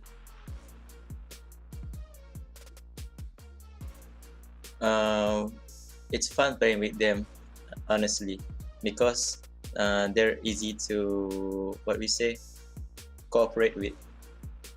All right. So before we let you go, you guys still have 2 more rounds to play, and it's a very simple question. Do you think you guys can get that last 2 booyahs to end this Sunday on a good note? Inshallah, we probably will. Yep. All right. That's good enough for us. Looking forward to that. All the best for the rest of the night. Thank you for being here with us. Thank you. So, I mean, I get the sense, like, from the answers that Fikri is giving, that maybe it was nerves. It was nerves that was kind of like hampering them in those first 2 days. It could be, right? It's the magic that maybe they have found, right? And just a little bit of salt and pepper from 2 different rosters, and now you kind of get a super team in the making. We just have to see if that continues. So far, it's looking good. All of this, though, made possible by our sponsors and partners over at Snapdragon Elite Gaming. When winning matters. And can you believe it, Victor? It's Season 2. We've done this for almost, I think, half a year, and we're still going strong. And these guys have provided us with great gaming experience and great experience and platform for these players. But of course, we also have to thank Monster Energy for allowing everyone to unleash the beast within them. So check them out at www.monsterenergy.com/gaming. Speaking about gaming, if you guys are a big fan of great deals and game top-ups, check nowhere else but Kachi Shop at www.kachishop.com for the best gaming deals. Yep, so on that note, ladies and gentlemen, we're going to be coming back with more action here for Free Fire. We're going back to Bermuda, but before that, we will be taking a short break. So make sure you guys don't go away. We'll be right back after these messages. The Snapdragon Pro Series is brought to you by Snapdragon Elite Gaming, Monster Energy, and Kachi Shop.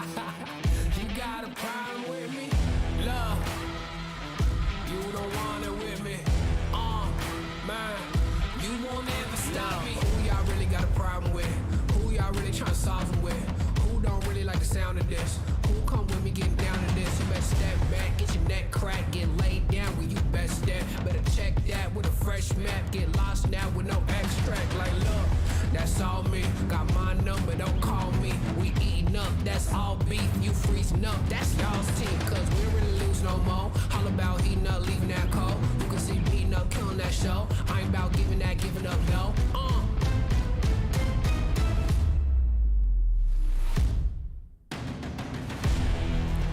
Nah, cause they don't want it with me. Look, you got a problem with me. Look, cause y'all don't want it with me. If you start a fire with me, then you never gonna stop me. Ay, sound the alarm. We about to go on. You getting it wrong. Time to go off. Can't hold us back. Truth hurts, you always that. My truth lurks, say y'all collapse. Now scoop first where your homies at. Come my team with me right now. My team so mean right now. But what you mean y'all out? It's time to weed y'all out. Okay, we coming back with a vengeance. Time to go start your engines. What is this thing y'all mention? Time for y'all stop pretending,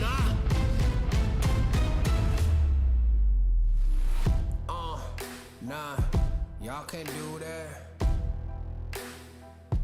Where your crew at? Y'all can't do that. Nah, where your crew at? Love, man, cause now you alone. Yeah, get out of my zone. Man, cause now you alone. Love, get out of my zone. Nah, cause they don't want it with me. Look, you got a problem with me. Look, cause y'all don't want it with me. If you start a fire with me, then you're never gonna stop me. Nah, cause they don't want it with me. Look, you got a problem with me. Look, cause y'all don't want it with me. If you start a fire with me, then you're never gonna stop me. Okay, I'll take this.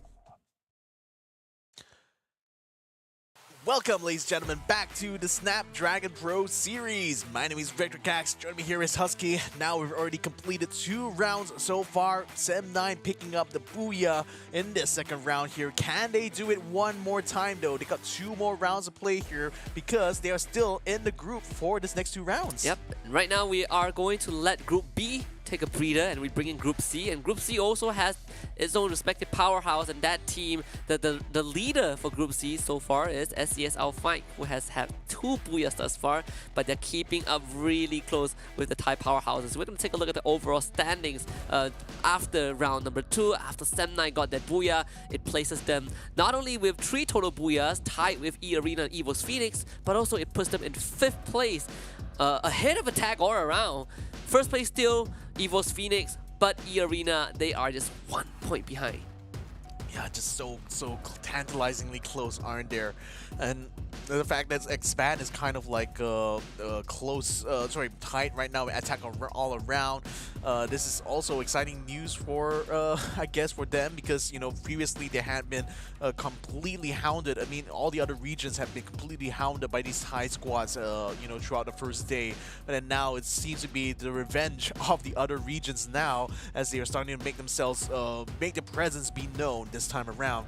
But now the MDH has really shown us what they're capable of from the Vietnamese side. And we don't want to see whether V Gaming Esports and Heavy will be able to continue carrying that torch as well for their region here, because they are, especially Heavy, is on the verge of breaking into that first page there. V Gaming Esports is pretty much there, not quite enough to break into the triple digits right now, but they're only about 30 points shy.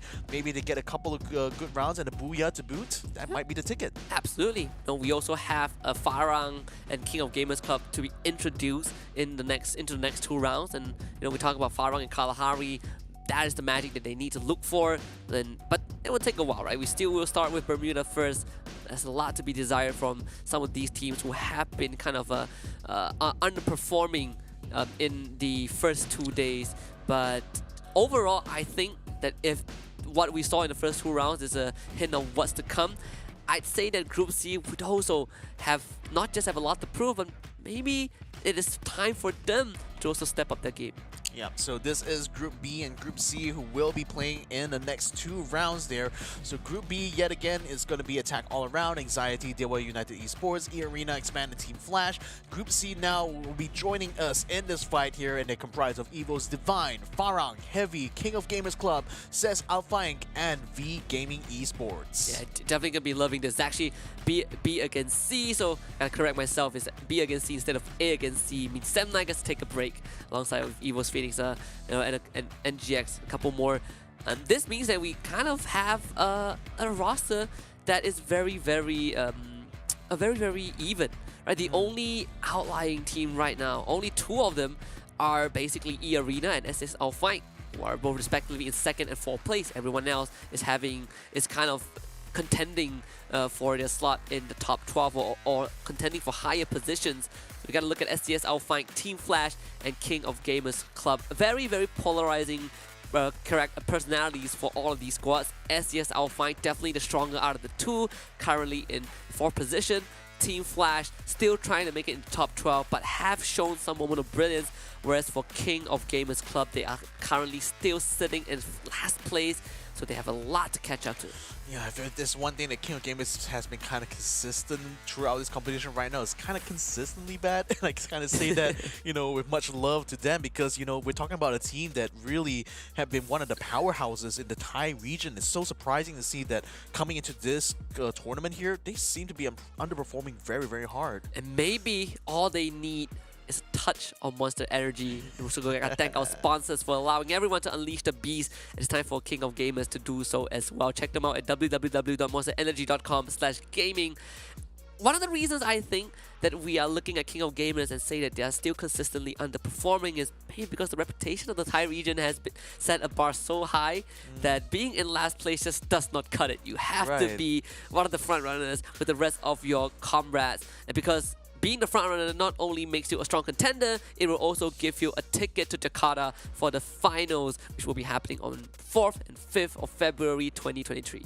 Yeah, so make sure you guys book your time. Make sure you guys tune in during the grand finals there, because they are playing for the grand prize of $65,000. Can you imagine any other esport that pays as much, you know, for grand finals?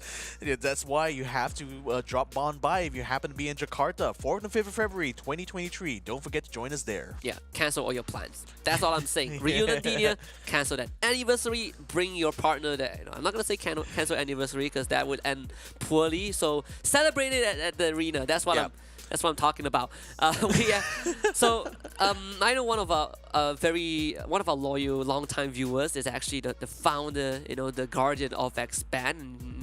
I told you she absolutely loves history lesson. There's a history lesson that I will bring up in a bit just to keep you on hook, miss. Before that, you just have to be patient. We'll go into game number 3, Group B and Group C, kicking things off. What we've seen so far is actually Group B, well, especially EARENA and SES ALFAINK have been incredibly solid. Attack All Around has had a slow start to this evening, but maybe this is where they kind of turn up the heat a bit.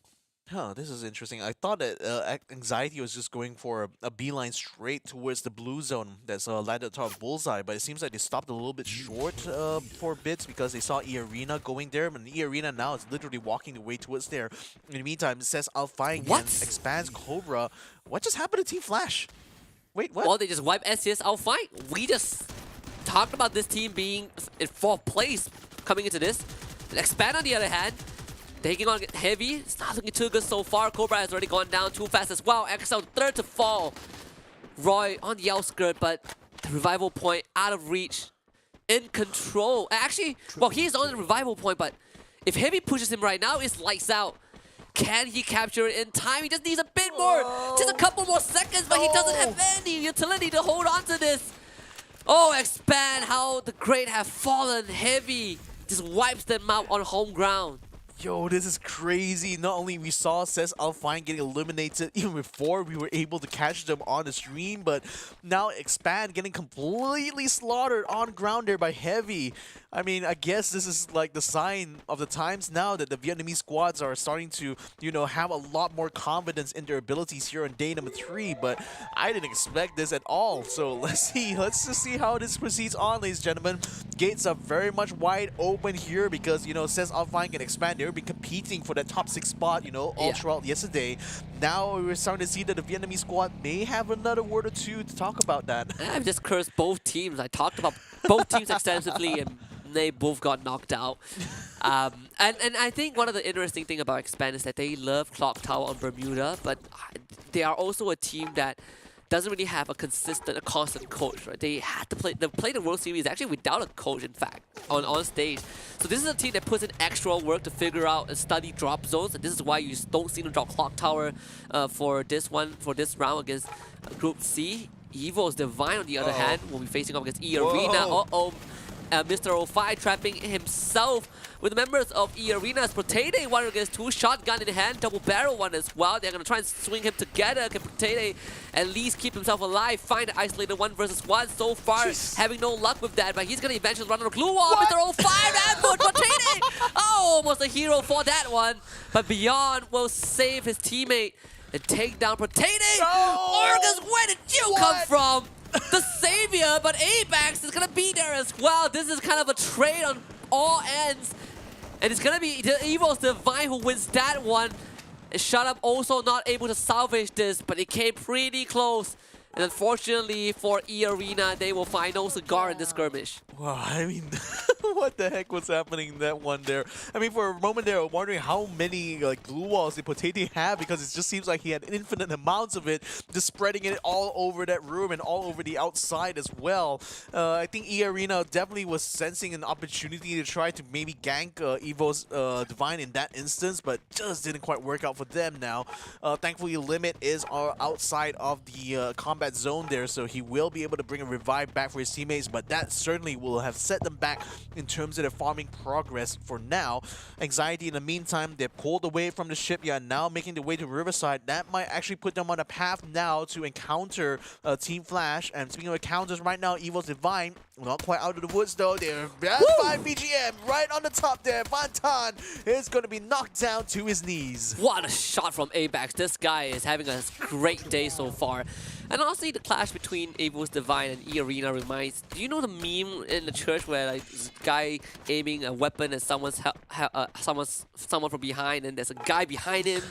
You know, it's kind of like that sequence, right? It's really it's a bit comically hilarious if you think about it. For EARENA, at least, they are able to slowly get their members revived, and the Limit slipping away is a good sign of what's to come. Anxiety, though, not having a good time. Toby still getting a kill, well, at least with the help of Kanoho into Bio, and now Kanoho is going to be in danger as Team Flash tries to get him out of this. Kanoho, no more glue walls left for him.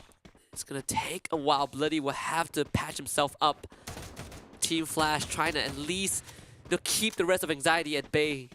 Thing is that Anxiety is a little bit spread out in this positioning here, so Kanoho needs to try to get out of here so they can regroup the rest of his team and back up their firepower. But he also has a good position there to try to fight a couple of members of Team Flash. Perhaps that's why he wants to stay in that position for now.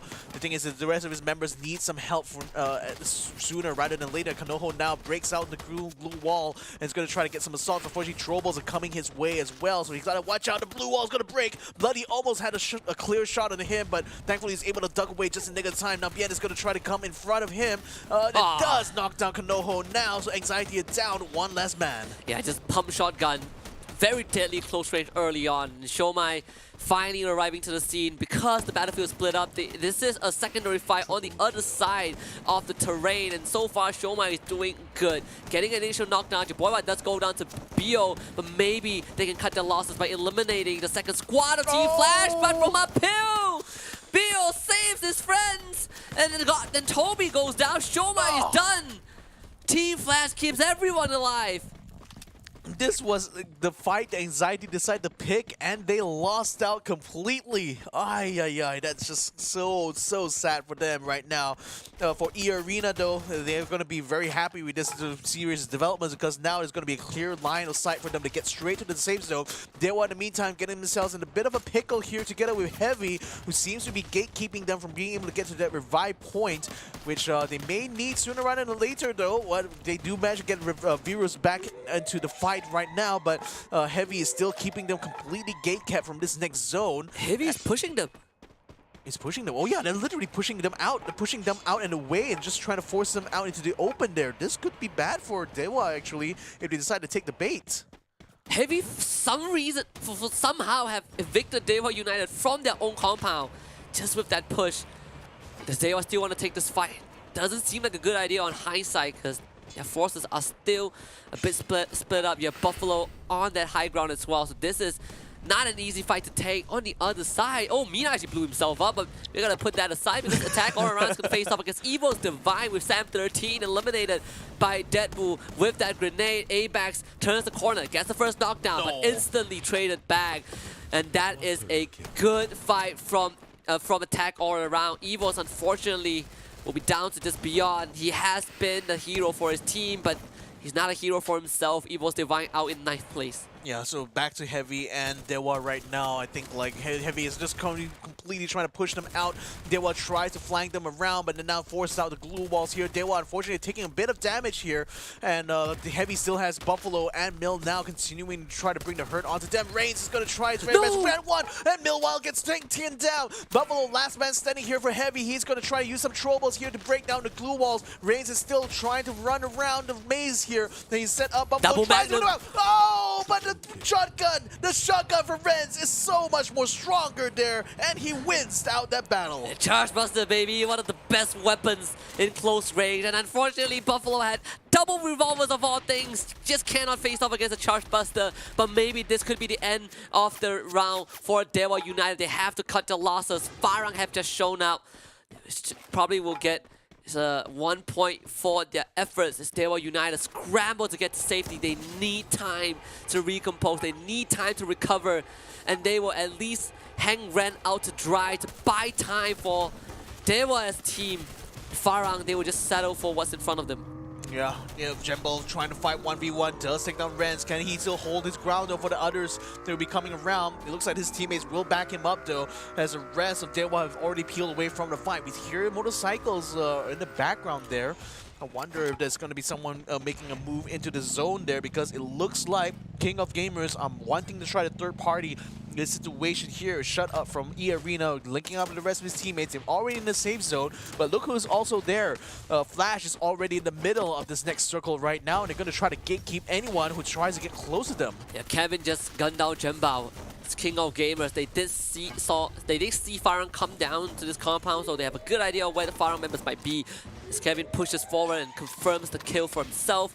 FARANG down with numbers, and Kevin is just so sharp with his shots. Osaka also leading the charge. The glue wall falls, and the rest of King of Gamers just pour into the building. The second floor is off limits, and FARANG is out of the game. KOG with 4 quick kills. Yep, and I think we also see VGM moving their way towards where King of Gamers is. So it's like third party after third party, just kind of like that church meme you're talking about there. Yeah, but now with multiple teams. VGM, can they get something done?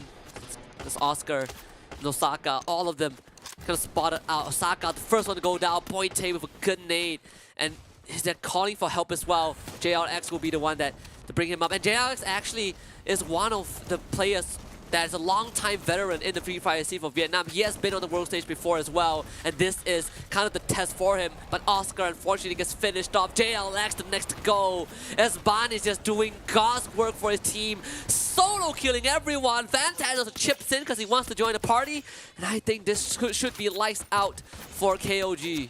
Yeah, KOG now, you see Oscar 77 literally trying to run away as far as he can right now, because they realize this whole building is lost. This fight has not gone the way the KOG expected to. Now the next circle is going to favor both Attack All Around and Team Flash, who have already set themselves up in the crossroads in the middle of that last circle, and we're trying to gatekeep EARENA from being able to make their way close by. Attack All Around though, they literally had a circle land in front of the lap, so they're now going to try to position themselves closer to there. Don't really have much to worry about as long as Team Flash still has EARENA to keep them distracted, but they got to watch out on the eastern side though, because VGM, they're already finishing the looting of whatever was on FARANG's corpses just now, and will be willing to use all of that now to try to fight against AAA. EARENA full squad revive, and they are kind of taking the slow route. And I say that they are running straight into Team Flash, and it's time for EARENA to show us what they're made of. They might have gone off to a slow start, but it's about how you finish the round. And Team Flash backing off into a safe zone. Meanwhile, a second fight breaks out on the other side of the map with no time for that because EARENA is out focused. BO goes down, Yenbin falls, EARENA takes control of this area. Brian is gonna get first contact and intercept this, but to no avail. He just couldn't get those initial knockdowns. The Charge Buster is good, but he needs to land those accurate shots, and he cannot find it. EARENA slowly but surely dismantling Team Flash. BO will be brought back up. Yeah, they're still trying to dance around the house right now. Now it's becoming a three-way fight here, though, because DEWA is getting into the mix as well. VGM getting into a tangle as well. Attack all around on the other side while Brian's trying to hold his own using the charge shot, trying to find a way to get to Renz, but Renz is just running, giving him the runaround on the fence, forcing Brian to get back into the house now. He doesn't have any more glue walls, it looks like. DEWA, in the meantime, trying their very best to find a way through this battle while EARENA storms up front and tries to overrun the entirety of Team Flash here. Ren still in front there, using the grenade launcher, has to back away thanks to the freezing grenade being brought out. Bloody, in the meantime, still trying to hold his own. They're just locked inside his house here, and unfortunately, Tate with his own charge shot gets the kills done there, and now takes out Flash completely. But can they take out DEWA as well? Since there's only one more member left, he will be taken down by Organs and shut up, and that will pretty much leave it only to 4 more teams to remain. And the only team with a full squad alive is the team that got almost decimated early on. EARENA, they punished DEWA United for trying to third party this one. 7 eliminations so far, and they're the only team who have control of the circle. And look at the movements, they instantly try to secure the perimeter. KOG only has 1 guy left. Attack all around, also the same. V Gaming just got knocked out. AAA goes next. It's Limit who finds him. And this is all but done and dusted. EARENA looking for the 4th Booyah in the challenge stage. And one straight to the bum of the final member of KOG. Gives them that Booyah. EARENA back on top. I mean, Oscar 77 definitely would have been... definitely would be very happy about that regardless, because they lost out that fight in that final circle. You know, they had no business staying in that final circle after getting completely slaughtered like that. Oscar decided, okay, I'm just going to run away, hide in this one corner, and just hope everyone else is just going to fight themselves, and maybe somehow will be able to be one of the few remaining teams. Probably didn't expect to be the second to last team to remain in that circle though, but, you know, still that's a lot of points. Yeah, and this is one of the coolest behind the scenes that we can see. EARENA literally at that boot camp playing this. So the amount of dedication that this team has. And of course, good showing from EARENA through and throughout. I think the 3 rounds that they have played have been mostly solid, honestly. Oh yeah, I mean, the thing is that even if they weren't able to get the Booyahs, like they were at least consistently getting themselves into the top 5 somewhere. And the thing is that they had a few, they have definitely shown a few situations like on Kalahari where they were using, you know, just surprise tactics to just catch some of these teams off guard, and that's certainly worked out well for them in terms of collecting those kill points for sure. Oh yeah. Yeah, but then now finally, you know, even though they had that bad start and that they almost got themselves wiped out in the first opening minutes of this game, that really came back so hard here, and you know, eliminating not just 1 but 2 teams in one fell swoop. That's just brilliant performance here of EARENA, and definitely something we had expected to come out from them at some point. Of course, not much of a celebration there. Just very mellow, you know, eyes on the prize. There's still a lot more rounds to be played. But EARENA, if anything, have shown us that that they want to be a part of the conversation, because we've been hyping up everyone else from the Thai team, right? Tag all around, EVOS Phoenix, NIGMA Galaxy, and because they have their own accolades, you know, we have world champions there, we have the up-and-coming squad. EARENA was never there because they didn't put themselves on that international stage. But I think this is the best time for them to be included in the conversation with the performance that they've shown us so far. 4 total Booyahs, and probably counting because we have so much more to go. Yeah, I mean, VGM as well, getting themselves up there in 4th place.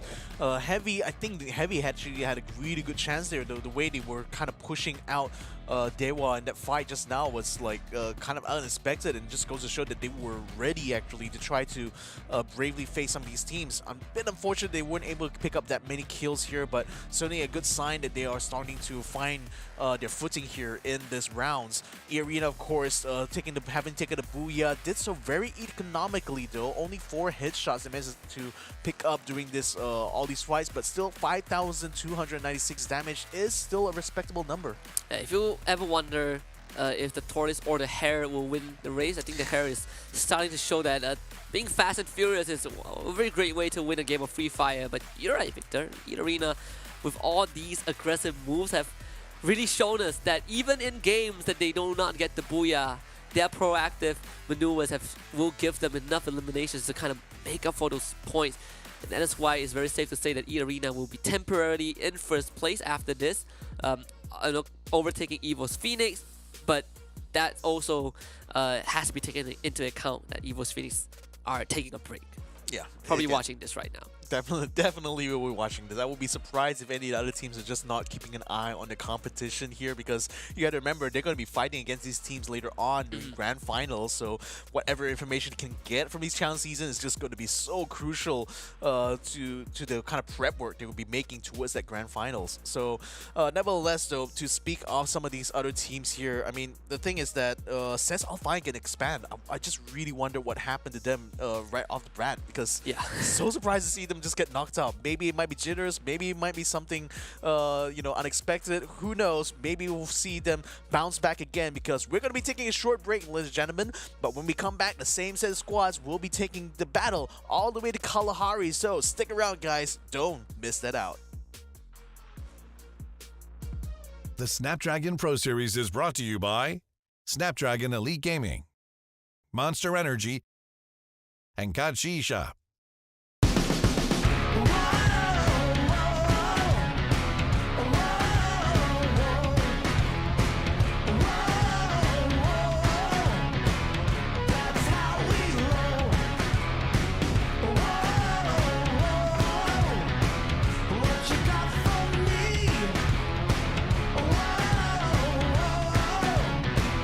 Just wait and see, yeah.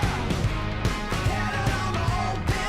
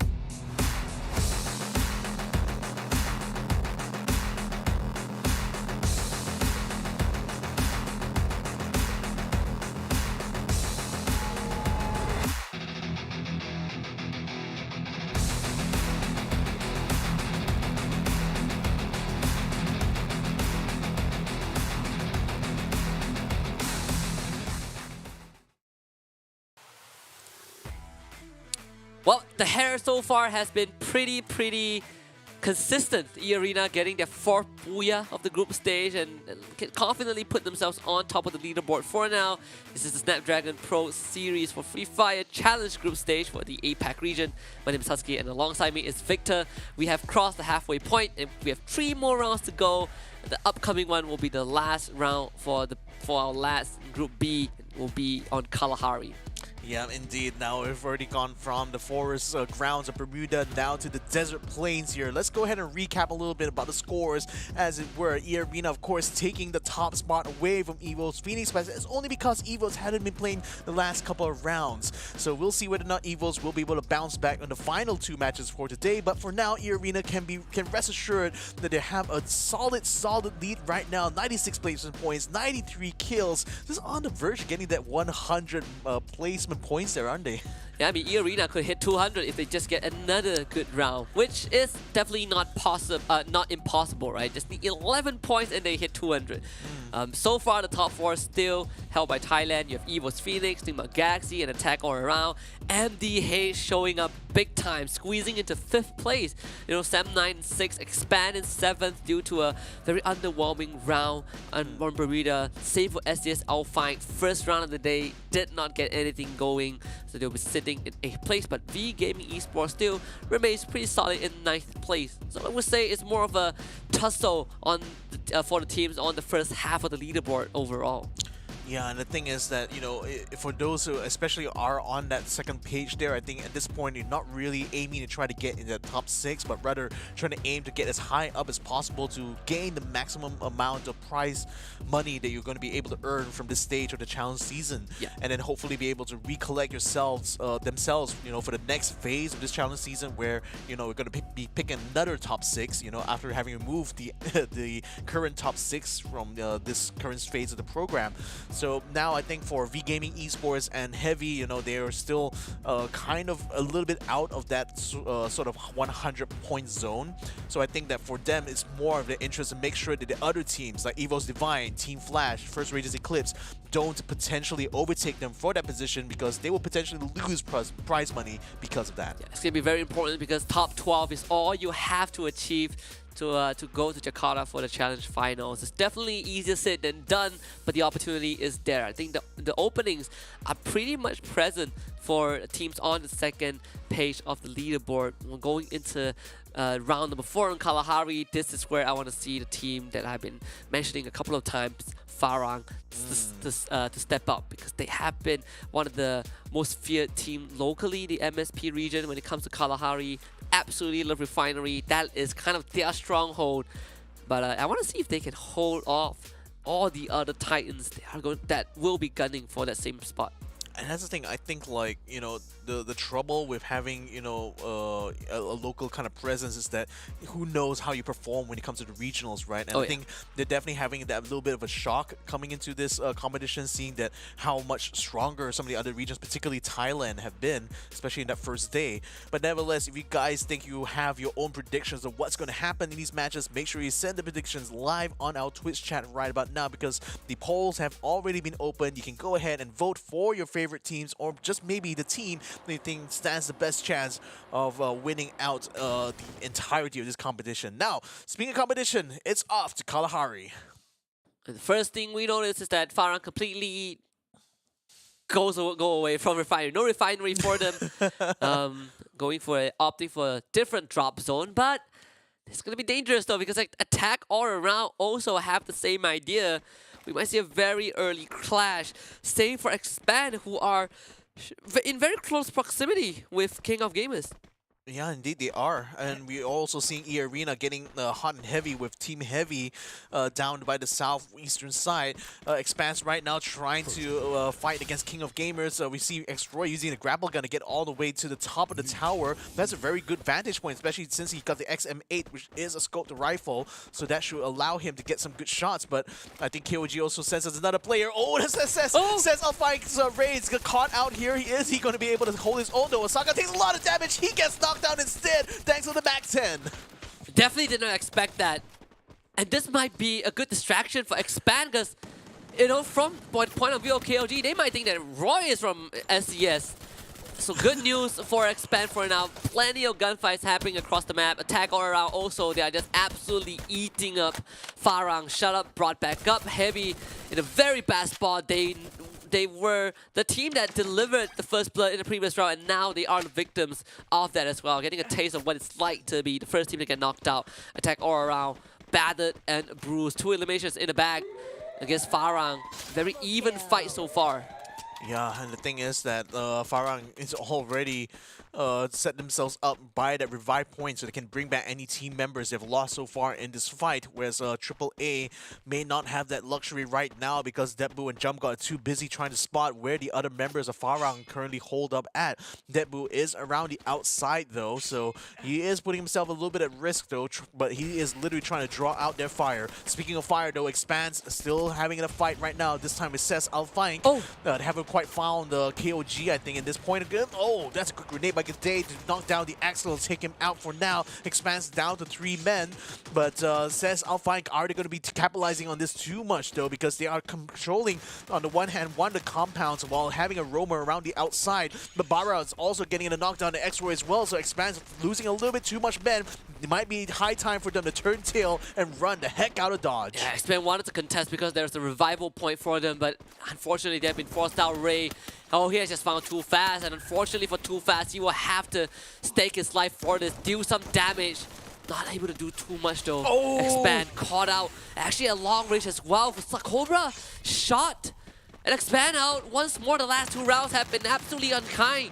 They're going to end the day on a very sour note, that's for sure. SCS ALFAINK stepping up. Oh my goodness, the rise of Indonesia right now says ALFAINK not only third party the KOG earlier on, but then now have completely pushed Expand out of the command post. So this is exciting news there for them because that gives them so much control over that sector right now. In the meantime though, let's see what the other squads have been up to as of late. We have one member of King of Gamers, Oscar. Oh, he's caught in a very, very hard place there. Protete will be the one to take him down. And I don't think there's any other members KOG left, so that pretty much means the end of the journey there for KOG. And Farang also in a bad spot as well. Bloody finding Spade. I believe he was the one who got revived. Anxiety running into SDS ALFAINK. An interesting interaction on the other side of the map. But for SDS, not too big of a deal. G'day taken out and instantly revived. 3 teams out of the map in the first 4 minutes. One of the fastest progressing rounds that we had so far. Team Flash, though, they are in a very comfortable spot. They do have control of a vending machine and a revival point at Bayfront. We would expect them to stay there for a bit longer. Since ALFAINK is having an interesting position there because I think they're trying to gatekeep another squad here, which is EARENA.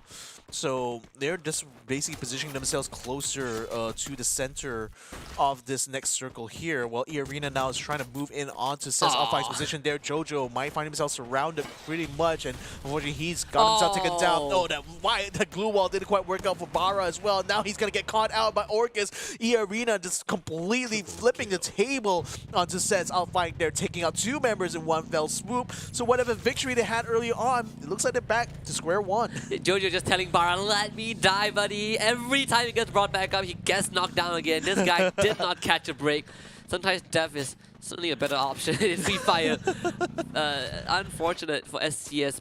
But they still have 2 more members left alive, so not all hope is lost. VGM, on the other hand, just ran into attack all around and haven't caught wind of that, just haven't caught wind of AAA just yet. Deadpool is really far away, so he should be able to at least keep his team in the game. Yeah. Whoever is downstairs is going to get caught out. Jump God getting an initial ambush. Nice. Finisher comes through, but he's going to get surrounded. And 1 is all he gets. AAA down to just Deadpool. Yeah, I mean, they're pretty much providing that distraction so that Deadpool can run out of the way and head towards the next buy point at Stone Ridge here. But that's still basically handed some points now to VGM, and that's not going to bode well for them going forwards. The next circle just lands right on top of where majority of the teams are actually. So then we had to move out of the way. Orcus in the meantime, what are they doing here? Says Anxiety kind of bumping into them in the command post, and this is pretty much EARENA's home ground right now, having already pushed out says ALFAINK earlier on. So now another team, another challenger appears, and Anxiety are there ready to try to take this fight though. Kanoho is trying to force out Limit. Limit tries to use a gap grapple gun to get away while we spot what DEWA is doing right now. Are they fighting with someone else here? No? Okay, Anxiety back onto them there. Jaboy Wa gonna try to hold his own with the glue walls in place there. Takes down Shut Up and should be able to take him down completely, having locked himself in this glue wall room there together with Shut Up. Yeah, Shut Up tried to dunk on him, and actually they end up getting taken out, and there might be a chance for Anxiety to punish EARENA. Jaboya patching himself up. Toby also playing around the building. Orgus though finding Jaboya once more as EARENA systematically dispatch the members of Anxiety one by one, making sure that they're getting those 1v1s and winning it. Toby also goes down. Kanoho the last man alive, and he will not be able to stand. Orgus cleans up shop. EARENA with 11 eliminations. I mean, man, they spent so much in terms of glue walls, but really couldn't get any control around the outside. So I think that was kind of like a bad move on Anxiety's part, really, because it's a very difficult complex to really assault head on. And the problem is EARENA was already kind of looting around here anyway, so they were quite spread out. And that was a perfect kind of setup, really, for any sort of assault on the command post, because there's just so much cover, you know, with all the crates and boxes lying around this this command post area.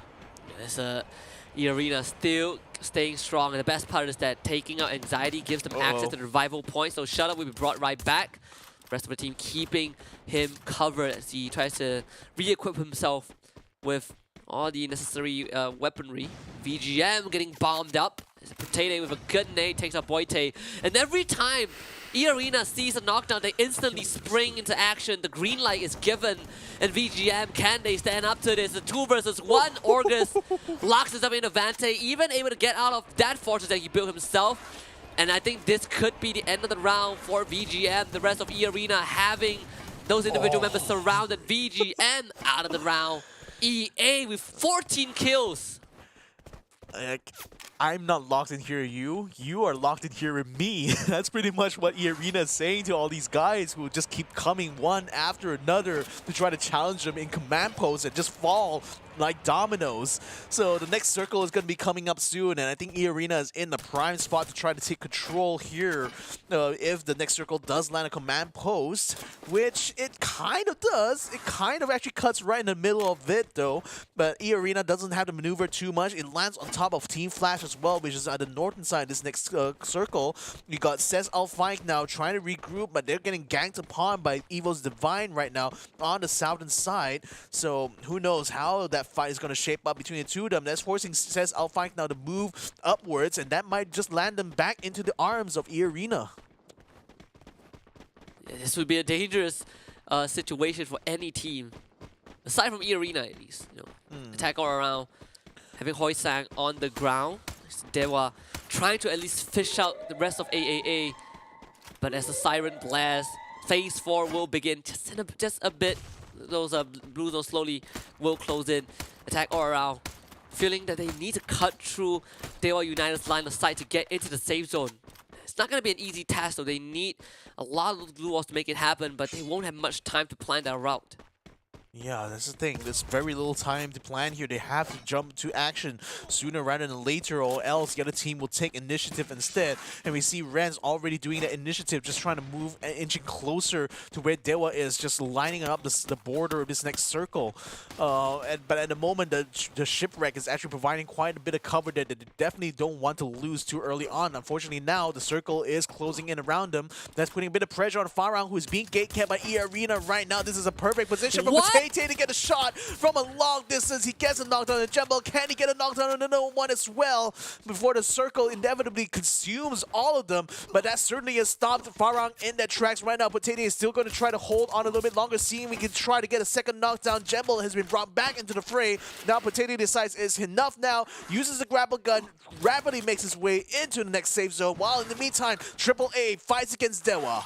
Yeah, attack all around. Finally launch an assault DEWA United's compound. They want to take control of this area to make it their checkpoint. Potato, in the meantime, he's just cleaning house on the other side of the map. We will check back on that in a bit. Deadpool getting pushed, gonna make his way onto the roof. He knows that multiple members of DEWA are coming through. Hoysang covering his buddy. Folky has gone down. Hoysang also out. It's Deadpool and Deadpool alone. Can he do this with a grenade launcher in hand? Spray down by the members of DEWA United. Attack all around will not stand. DEWA United hold the fort. Yep, they hold the fort indeed. And now I think the biggest winner out of all this is pretty much Team Flash, who have already made their way to the center of the circle and just been staying out of trouble while everyone else is just fighting all around them. But the thing is that, yep, there's still plenty of loot to be had here, plenty of glue walls being spent, and also glue walls being kind of like collected here and hoarded very much by Team Flash. So I mean, they expect that this next circle is going to be very wide open though, so this next fight is going to be very crucial here with Team Flash because they're pretty much the gatekeepers of this next round. It's only going to be the survivors of the fights on the outside. They're starting to make their way in. EARENA making their way from the western side. EVOS Divine from the southern side. They're already here. They're already trying to challenge Flash, but Flash already gets the first shot at them. Oregon's getting knocked out thanks to the Barrett shot there from Bloody. Ryan as well trying to snipe from the windows there to keep the other members of EA out of the way. Shut up already down to about halfway his health. He's taking damage again from Brian, getting the shots in from the window side. In the meantime, from the south side, EVOS Divine trying to make their way towards Team Flash, but Flash is just fighting all these battles in many different fronts here. Still able to hold their own though as Bloody puts in one last shot to take out the last member of FARANG and takes them out of the map. And good toss there. What a nade there from BO. He is taking down Potete, now trying to send another one to send him back to the Shadow Realm and to the Shadow Realm. Both Potete and Shut Up goes. Yeah, and EARENA, they're not out of this game just yet, but the chances of getting a booyah is definitely very slim. Their evading elimination is about time to get put to rest, and Mr. 05 will do just that. EARENA are in 4th place, and the final stage has been set. Team Flash in the center, at least closest to the safe zone. This is kind of king of the hill moment. Can they survive this final horde of assault from both EVOS Divine and DEWA United? EVOS Divine, they have vehicles to work with, and you can see that AVAX is already riding into the storm. Team Flash, they gotta hold back. BO still has a nade. He has done well with a couple of that just now. He needs to make it again, repeat that previous performance. Grenades being showered on Team Flash by EVOS Divine, pushing them back into the building as EVOS Divine continues to move on forward, inching closer to Team Flash. Yeah, but the question is how much more can they hold on though, because the thing is that EVOS and DEWA have been using glue walls earlier on. Do they have enough to fight against Team Flash should they decide to go on ground and make it a glue wall war here? Kill leader still is going to be Team Flash for now though. BAO still able to hold his own around the outside. Brian still trying to fight from the inside here, trying to scramble as the glue zone engulfs this building here. He's going to have to get out though because it's very, very painful to stay in this late stage now. Joins up his teammate here in Ryan. Now he trying to hold his own while DEWA United gets taken out by Bayo getting the last shot in. So now it's between them and EVOS now, the last two squads to try to fight it out. So now it is 3 versus 3 here. Flash still having strength and EVOS as well. Now sending out every single glue wall they have in their pack right now. Flash now almost running out of glue walls at this point because it's a very wide open place. The glue wall busters in fact are lining an entire floor here, making it hard for them to even use any bit of cover because as quickly it comes up, it all falls down. And falls down does Ryan as Flash gets taken out completely. Just fighting spirits from EVOS Divine towards the very end. So well done. The first booyah for this Indonesian squad. Following in the shadows of SDS ALFAINK, a lot of people were wondering where is EVOS Divine, an organization that has won 2 World Series. Surely the branch in Indonesia will also have something to offer, and indeed they delivered in this round.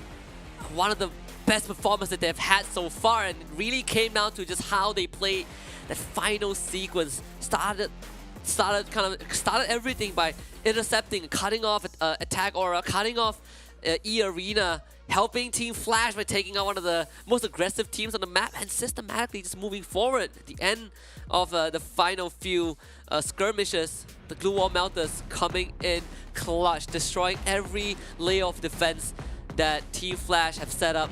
Of course, EVOS Divine just having a massive game. I think the kind of key takeaway you can take from this, though, is that if you use a strategy like Team Flash, where you get to that final circle early on compared to everyone else, you're still guaranteeing yourself somewhat, maybe a top 3 kind of placement points in terms of score. But at the end of the day, when it comes down to fighting on ground, you still had to be very confident in your movements. You had to be confident in your fights here, and you had to be ready, you know, to scramble and try to thrive in that chaos. And I think, unfortunately for Team Flash, you know, EVOS Divine had been involved in quite a few fights early on. They were already kind of warmed up, you know, by the time they get to the final fight. So they were definitely very ready to take on Team Flash at that point. And you can see that they basically already lined the whole floor with glue wall busters, making it, even though Team Flash were hoarding all those glue walls for that final fight, it didn't really work out for them. Not that it mattered too much, because EARENA still had the most points out of this round. 18 kills. If they won this round, we would have set a world record for the most points in a single round. But nonetheless, EVOS Divine are the team that got the booyah, had 8 eliminations, so 20 points for them. Team Flash following behind them with 18. And SSL Fine will tie it up with DEWA United Esports. The Indonesians are having a great round, Kalahari. Yeah, indeed they are. I mean, like I said, it's going to be the rise of the other regions here, and by other, I mean outside of Thailand. Though the thing is, EARENA still continue to dominate so far in day number 3, and with this 25 points in hand here, I mean, that's going to be quite the performance that Phoenix needs to try to match, you know, in the next couple of matches. Yeah, absolutely. We got to take a look at EARENA, because even though EVOS Divine got the booyah, we all know who was the eventual winner. It was EARENA. Their aggression has not been weathered out in any circumstances. Even though when they were playing from behind, we saw how the lunacy from this team, right? They just ran straight into the center, the eye of the storm. Sure, they got knocked down, but who else would do that? No one. Only EARENA. Yep. Only the mad lads here from Thailand are going to be the ones daring enough to pull all these crazy moves and crazy strats. And certainly it's paid off for them, you know. You can't really argue with the results. So now that they've already staked a claim, let's put it this way, against EVOS Phoenix for the top overall in this challenge season, stage 1, let's see whether or not EVOS Phoenix will have a good rebuttal to that, because the next 2 maps are going to feature them and not really feature EARENA that much. So that's going to be exciting to see whether or not Phoenix will be able to match the performance we've seen from EARENA so far. Yeah, EARENA can take a break. They've had an amazing day. It's time to sign out, watch the rest of the show from the comforts of their boot camp, I would say. EVOS Phoenix, they have a mountain to climb. It hasn't been the best opening for them. The first 2 rounds were a bit underwhelming, but the fact that Group A will come in and take on Group C for the last 2 rounds, maybe they will show us something. On day 1, we looked at Group A against C, and we had this impression that Group A will just slaughter everyone. But on day 2, it seems like Group C are putting up a decent fight, so perhaps we will finally get to see if Group A can replicate the same performance on Bermuda and Kalahari. That's all going to happen after a short break. So go get your snacks, go get a drink. We'll be right back for round number 5. The Snapdragon Pro Series is brought to you by Snapdragon Elite Gaming, Monster Energy, and Kachi Shop.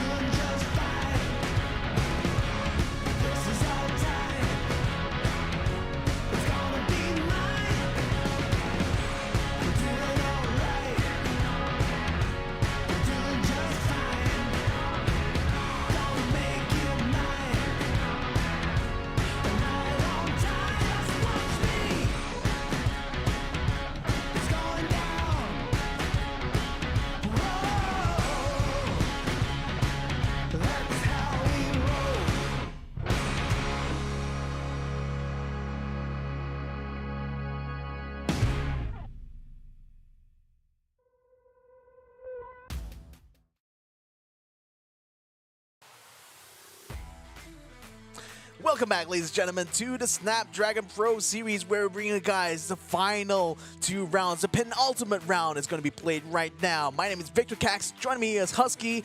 Now that EVOS Divide has gotten the Booyah, can we see them do it one more time, though? Because I think Jakarta, they really need the hometown heroes, don't they? Oh yeah, EVOS Divide is definitely one of the biggest names, but they are not the only Indonesian team that has been brewing up a storm. SCS ALFAINK, the first seed of Indonesia at the world stage, has also put up a heck of a fight across the previous 2 days up to this point, and they're still in a very decent spot, you know, on the first page of the leaderboard. But now the second layer of the challenge will begin. Group A is coming back. The world champions, 2-time world champions, will join the competitive pool. But before that, we gotta look at the current standings. EARENA had an incredible day 3, which puts them in first place for now. 214 points, breaking not just a 200-point mark, but also more than 100 kills and more than 100 placement points. Yeah, 1,000 and I think that's $750 richer now if EVOS Divine can keep this trend up, because now they're in 9th place. So if they can make it just to the 8th spot there, just break into that 100s, then that might even give them more rewards in terms of prize money. But EARENA now 214 points. I mean, we knew it was only going to be a matter of time before they hit that spot, but then now that they've already put in their best performances in those last 2 rounds, it's up to EVOS Phoenix to see what kind of response can they give here. So they're still separated by about 50 points. So in order for EVOS to literally match EARENA in that performance, they not only need to get booyahs, but they also need to get double digits in terms of kills. And this is going to be very, very important, because we're looking at, the front runners still being the Thai teams for now. We're seeing, MDH doing a super good job. V Gaming pushed down to 10th spot, but you've been reiterating a very important point, right? Where we're looking at the top 6 teams after 2 weeks to instantly qualify for the finals. That is very, very, very important. Sem9 Expand were in that spot once, but they'll have to wait for week number 2 to claim that spot back. It's a bit of a heartbreak for now, but do remember the other 12 teams will still have a chance to fight for another top 6 spot for the rest of the group stage. So it's not all hope is lost, but you definitely want to be the first 6 to make it to Jakarta and just chill until next year. We're bringing Group A back. That means Axis, Esports, EVOS Phoenix, First Raiders, Eclipse, MDH, NIGMA Galaxy, and Sem9. They join the fray. Yeah, I want to see whether or not Sem9 will be able to repeat sort of the performance we saw from them in the beginning of this stream here, where they not only caught the booyah quite early on, but in fact were actually doing very, very well, quite consistent actually up until that point. So can they make it one more time? I mean, Fikri himself was saying that, yep, inshallah, he will be able to go for that booyah one more time, and they do so. I think that it stands a good chance, a good case for them from being able to make it into that top 6. But EVOS Phoenix, this is a team that really wants to vie for that top prize here, and they've certainly made the case for themselves to be the top team, the top squad here from day number 1 all the way through day number 2. But day 3 seems to be where the other regions are starting to come in the fold. It's particularly MDH, who had basically middling performances in the first couple of days. Day number 3 seems to be where they are bringing all the big guns to the fights. And this is a very good opportunity for Sem9 to break into the top 6, because Expand ended the night on a very, very low note. One could say it's a heartbreak to see Expand getting obliterated 2 rounds in a row. And that is very dangerous, because that means they only have, They only have 12 more rounds to try and make it to top 6, and Sem9 has a really good chance to not only go on that redemption arc, but also qualify for the finals by the end of next week. And it all starts with them getting the good 2 rounds to end the night. Of course, EVOS Phoenix also have a lot to say about that, because they have a very slow start to the night, but after that break, we hope they were able to recompose themselves. And all of this powered by our partners and friends over at Snapdragon Elite Gaming, when winning matters. And these guys have been really amazing. We've been doing this for 2 seasons now. Half of my year has been dedicated to Snapdragon Pro Series, and I hope And we hope to be with them for so much longer. Yeah, I mean, it's going to be a call to action for all the audiences as a whole. Make sure you guys tweet it out, put up your statuses on Facebook, and shout out Snapdragon as much as possible to convince them to continue supporting us here and bring us to a Season 3. Because we know that next year is going to be a big one here for Free Fire. We're going to be bringing the Grand Finals on ground there on Jakarta, 4th and 5th of February next year. Make sure you guys mark your calendars, cancel all your plans, cancel all your kind of things, do all your celebrations here in Jakarta, Indonesia, because that's where all the best of Free Fire in the Snapdragon Pro Series will be colliding, all for your own entertainment. No celebration is bigger than the festivity of top-notch Free Fire under one single rule. 2 more rounds to go. Bermuda coming up next. Some of the teams that we have, pay a lot of attention to in the first 2 rounds, and on the first 2 days, did flop a bit. We talk a lot about EVOS Phoenix, but Sem9 today definitely has stolen a lot of that spotlight. And if they keep it up, I really think that they can put up an insanely good performance to close out the night. Yeah, indeed. I mean, again, last 2 rounds for this weekend here before they have to take a little bit of rest before the next week of competition. So again, and especially for teams like Expand, the rounds where they just didn't get any points are literally points that just left on the table, not for the taking. It's kind of a nightmare that Expand has constantly relived over and over again. Is that inconsistency. So hopefully they get to clean it up for week number 2, because it's crunch time. You want to go to Jakarta, it's top 6, and top 6 now is heavily guarded. And guess what? Some of these teams in top 6, more than half of the teams in top 6 now have a chance to extend that lead even farther. And one of them is their home ground friends, Sem9, a team that has brought back the OG roster from 2021 and actually put up a massive performance. But look at this, saturation on that southwestern side of Bermuda. Yeah, indeed. I mean, again, a lot of teams just deciding to jump up very early on to ensure that they get some early loot here, because we do see some hot drops happening right now. Farang, as well as First Raiders, as well as Sem9 locking themselves in battle, and VGM maybe even getting into the mix as well with a couple of members making the way towards down the clock tower here. We see Fikri now trying his very best to surround this member of KOG here, because his other teammates already moving up in front. Spade as well, just keeping an eye out for some of the members of First Raiders there, just kind of stay out of trouble as well. The wall just high enough to keep them out of danger there, and in fact he takes down the UAV as well, so no information is going to be betrayed here from Farang, the squad. And in fact, First Raiders' call has just been caught out on the outside by Van Tan, so this is literally a 4-way battle now, actually becoming more of a 3-way, given that Sem9 decides to cut their losses and pull out of that little engagement here, but that might land them straight into the arms of KOG. Yeah, Farang is the only team right now that has the full squad together. Right? VGM pretty spread out, KOG as well, Sem9 taking on KOG as we speak. Newbie needs to win this one, but they're just running circles around him, and somehow it worked out. Newbie goes down, Zen is out of that area. And the interesting about Sem9, this is where I want to circle back to my lovely history-loving friend who's watching the broadcast. I mean, when they acquired the X-Geekfam roster, it was Fikri, Raja, and Orin who joined the squad. Had a mediocre performance at the major. Orin no longer with the team after that. Left Sem9 right before the challenge stage of the SPS. Raja and Fikri remained, and they brought back the original members, Newbie and Zen. And so far, they've been doing well. Farang, the Clock Towers, challenged by KOG, and it's only just JLX caught out and eliminated. Yeah, they're just pretty much taking control of the clock tower. In the meantime, on the northern side, I think we're seeing First Raiders bumping into EVOS Divine, as well as shots are being exchanged at Katulistiwa. EVOS, in the meantime, will be using this opportunity now, a little bit of a reprieve here, in order to try to gain control over this complex. And King of Gamers getting caught on the outside. Kevin Osaka, they try to wrap around, but unfortunately get spotted out by NIGMA Galaxy and been sent to the Shadow Round, the first team to be eliminated from the map. And things have not gone well for KOG for the entirety of the group stage thus far. I think when we came into this, they are still at the bottom. I think they will remain there for another round at least.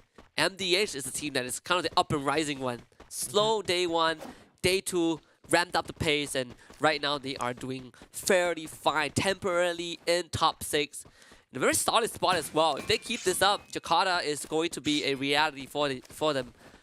They are gonna take it slow around Sentosa area. There's a revival point they needed. They have a vehicle, all the resources at the at the tip of their fingers.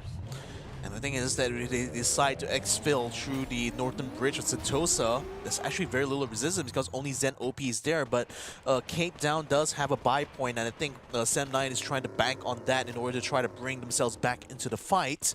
Because Fikri is on literally the other side of the map right now, near Mars Electric. So they're completely spread out right now, and thankfully Zen OP brings his teammates back into the fold. Meantime, though, Axis Esports have been very quiet so far, but given this next position that they are at the moment, they might get kept a little bit by VGM should they make their way towards that circle. So now it's just going to be the opportunity for them to get as much farm as they can before inevitably they'll have to bump against some of the other squads already in the safe zone. Yeah, both EVOSes are going to be playing the last 2 rounds. EVOS Phoenix and EVOS Divine. Of course, EVOS Phoenix, the contrary to what EVOS Divine have shown, which is great rounds, EVOS Phoenix have struggled the first 2 rounds that they played. It's going to be a pretty interesting round nonetheless. Last time we saw these guys clash, EVOS Phoenix have a higher win rate over EVOS Divine. We'll see if that happens again, because EVOS Divine have spread out their numbers. Well, EVOS Phoenix have spread out their numbers. Because EVOS might just run into members of Sem9 who are playing this game really, really slow. But little do they know that EVOS Phoenix would be the challenger. That's not going to bode well, I think, for Sem9's chances here, because remember, they had to kind of buy back the members just now, which means that they definitely are behind in farm compared to EVOS, who had the, free rate to farm all around here. But NIGMA Galaxy trying to get into the action as well. They spotted Fikri, who attempted to try to regroup the rest of his teammates. Now is going to be caught up a little bit with his car getting completely burnt up in flames, and now he's going to get knocked down from a distance. Caramel with the shots, and DEWA actually was the one who got the kill onto Fikri. We have seen so many crazy long-range shots today. It's unbelievable. Now, Sem9, they have that revival point nearby them. The problem is they're in the blue zone. Secondly, I believe it was used, or they still have control of it, thankfully. Used to revive their teammates just now, so you can easily bring Fikri back. But Fikri, as he's parachuting, is going to quickly realize that, guys, there is a team right in front of us at Karathon. I am not well equipped, but we have to push through them nonetheless. There's not much time to do so, but right now, on our screens, it will be FARANG against NGX. This is what the fight that FARANG needs to win to keep NGX at bay. Stop tries to run through the firing squad. That doesn't really work out for him. He will be knocked down, but the rest of NGX are in this vicinity. Can FARANG hold back the rest of NIGMA Galaxy?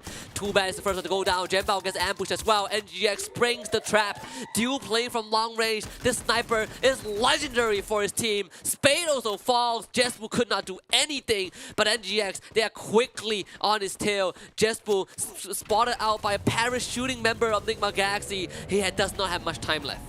I mean, the thing is that NGX literally were positioned in such a way that he could have potentially just killed out his battle. They decided to just try to fight a one-on-one here together, and it looks like they are actually winning this fight against VGM because, oh no, they didn't quite, there was, they just weren't able to pull that off now that VGM was able to find a footing. So now, looks like it's going to be up to FARANG to try to make their way back, NGX trying to make their way back into the circle. In the meantime, SES, ALFAINK were in a fight just now with VGM. They managed to take down 2 of the members, Bingsu and Van Tan, and conversely have sustained casualties in the form of Ray and G'day, so it's now a 2v2 at this point. Meantime, Sem9 going to be kept a little bit by MDH, who has now made their way up using the vehicles from Sentosa. Now they're going to try to gatekeep Sem9 from being able to make their way to the safe zone. And Zan, he's just going to bolt out of there with his bike. Keep Sem9 in the running. They've been playing a very slow and passive game, but most importantly is they need points in any shape or form just so they can pull a hit, at least pull away from Expand. SCS, on the other hand, not in a good spot as Heavy have found Jojo, and he is going to be put to rest, at least for now. 10 more teams remain on the map, 8.5 minutes in. Plenty of fishes to go around. But it seems like a lot of these teams have already made that aggressive moves. And it's very understandable because this circle is not a kind one. EVOS Phoenix have already made it in, and they will now get the luxury to potentially gatekeep Sem9. There's a 2-in-1 chance here of this becoming a water circle, though, because a huge part of the port is actually encompassing the western side of this circle. So if the circle does land there, we're looking at half of the body being taken up by that water. Thankfully, though, most of the circle now seems to be centered around the mill, and that's good news actually for both sets ALFAINK as well as Heavy, because that circle lands right on top of them, and we can see Heavy already trying to gatekeep EVOS as a result. Now, in the meantime, EVOS Phoenix, though, Moshi is trying his very best here to fight against what looks like Heavy on the other side of Sem9 on the other side of the aisle here. Heavy, in the meantime, are trying to gatekeep EVOS, who are just finding themselves outside of the next circle here and actually not having the high ground compared to Heavy. So this is actually a perfect position now for the Vietnamese squad to actually put some hurt onto EVOS Divine. Yeah, EVOS Phoenix are slowly taking out the members of Sem9. This is definitely bad news for Sem9. And EVOS Divine, on the other hand, will be gunned down one by one by Heavy. MDH now joins the fight, and guess what? They've run into an EVOS squad, and that is going to be EVOS Phoenix of all teams. MDH getting punished left, right, and center. EVOS Phoenix getting a free kill. Sem9 still alive. They were able to slip away, and MDH was a recipient of elimination. I thought they had, they probably thought they had easy pickings there in trying to third parties fight. They just probably didn't expect that it was EVOS Phoenix that would actually trying to bump into there. That just fresh off the victory onto Sem9 without taking any casualties whatsoever. So a little bit unfortunate there. In the meantime, unfortunate as well for Sem9 because their last member Zen OP had been spotted by NIGMA Galaxy attempting to wander in their territory right now. NIGMA Galaxy making their way to the southern side of the circle. In the meantime, VGM now fighting, it says ALFAINK going to try to finish them off right there and down. Says ALFAINK taken out in 8th place. And First Raiders, they hear all the commotion. They know that VGM are trying to recover, so they will not give them that space. And of course, First Raiders have the numbers advantage. They are slowly pushing in the lane. Oh, he stuck it in! Didn't go off. They at least didn't take out the members of VGM, but nonetheless, they are very low. Ban is already down, and Boyte will follow. First Raiders pounces for a kill. It looked like they were just trying to go in for the heist and just pulled off the biggest heist of all by taking out a team there that was literally down. Heavy in the meantime continue to try to gatekeep. This time it's going to be Axis that's in their sights here, and they're outside of the blue zone. Combine that with the damage just sending, getting from the blue zone there. That's definitely dead squad in the ground there thanks to Heavy. But then they're not quite out of the woods still. Team Heavy is, because look at who's coming for them is EVOS Phoenix. EVOS Phoenix on one side, EVOS Divine on the other. It's a crunch. Heavy decides to run into the circle, but unfortunately, a part of the circle is on that low ground. So they're gonna try and take point at the center, which is still an elevation for them. Maybe that's what they need. But they will have NGX shooting at them.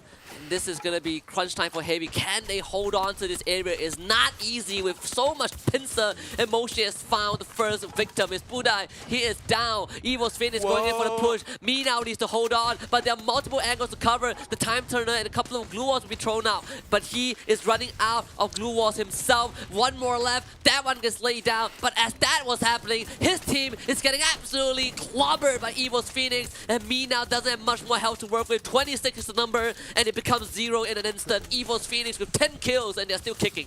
See, like, when you lose a high ground, chances are you're going to be losing the fights here. That's what Anakin learned the hard way.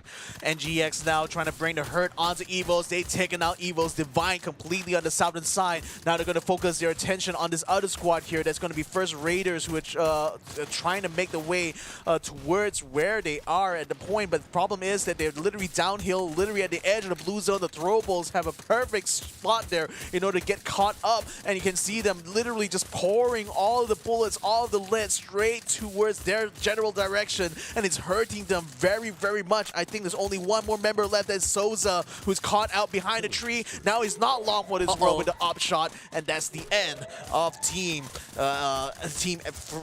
First Raiders. The final two teams, what a stage to be set. These are the eternal rivals of the Thailand Free Fire League. Of course, it was NGX that beat EVOS Phoenix by a mile to qualify for the World Series, but it was EVOS Phoenix who won the recent championship. Nice now shot. we get that rematch. EVOS Phoenix already getting those shots in. Moshi getting stopped, and that is the first objective. EVOS Phoenix getting numbers advantage, getting control of the circle. NGX, they split up their forces. They need to catch EVOS Phoenix from multiple angles, but they don't have the numbers to do so. EVOS Phoenix going in for the push. Moshi is the first one to go. Good shot from Fugod, but he needs to do a bit more. Fugod needs to win this one. Jonah gets blasted by the Charge Buster. Already now is going to move on forward. NGX, they are slowly getting pincered. They are losing space, but they are winning in numbers. Not already. He's saving the team. The NGX, they are slowly dropping. EVOS Phoenix might be able to do this. They will now pincer the last member of NGX, and EVOS Phoenix will not be denied. They are back, and they're kicking a booyah for them, and a fourth one for this challenge group stage. So that's already one down, one more to go. Can EVOS Phoenix continue to get another booyah again here to maintain their top spot here by the end of this weekend? I would say chances are looking pretty cloudy with a chance of rain. Yeah, they did what EARENA could not, which is to get monstrous amount of kills with a booyah, and they showed it how it is as done to a T. And this is just a masterclass from EVOS Phoenix. We expect nothing less from the world champions, but how they handle NGX was just fantastic. The maneuvering, I mean the coordination they had, and the moment they had like the man advantage, they knew they had to strike at a point, and just to see them all in sync with each other, I mean that's the sign of like a very well like oiled machine there in EVOS Phoenix, right? Like they have perfect communication, they know exactly, they have very good situational awareness, they knew exactly what to do once they have gotten the advantage, and they sprung to action almost immediately.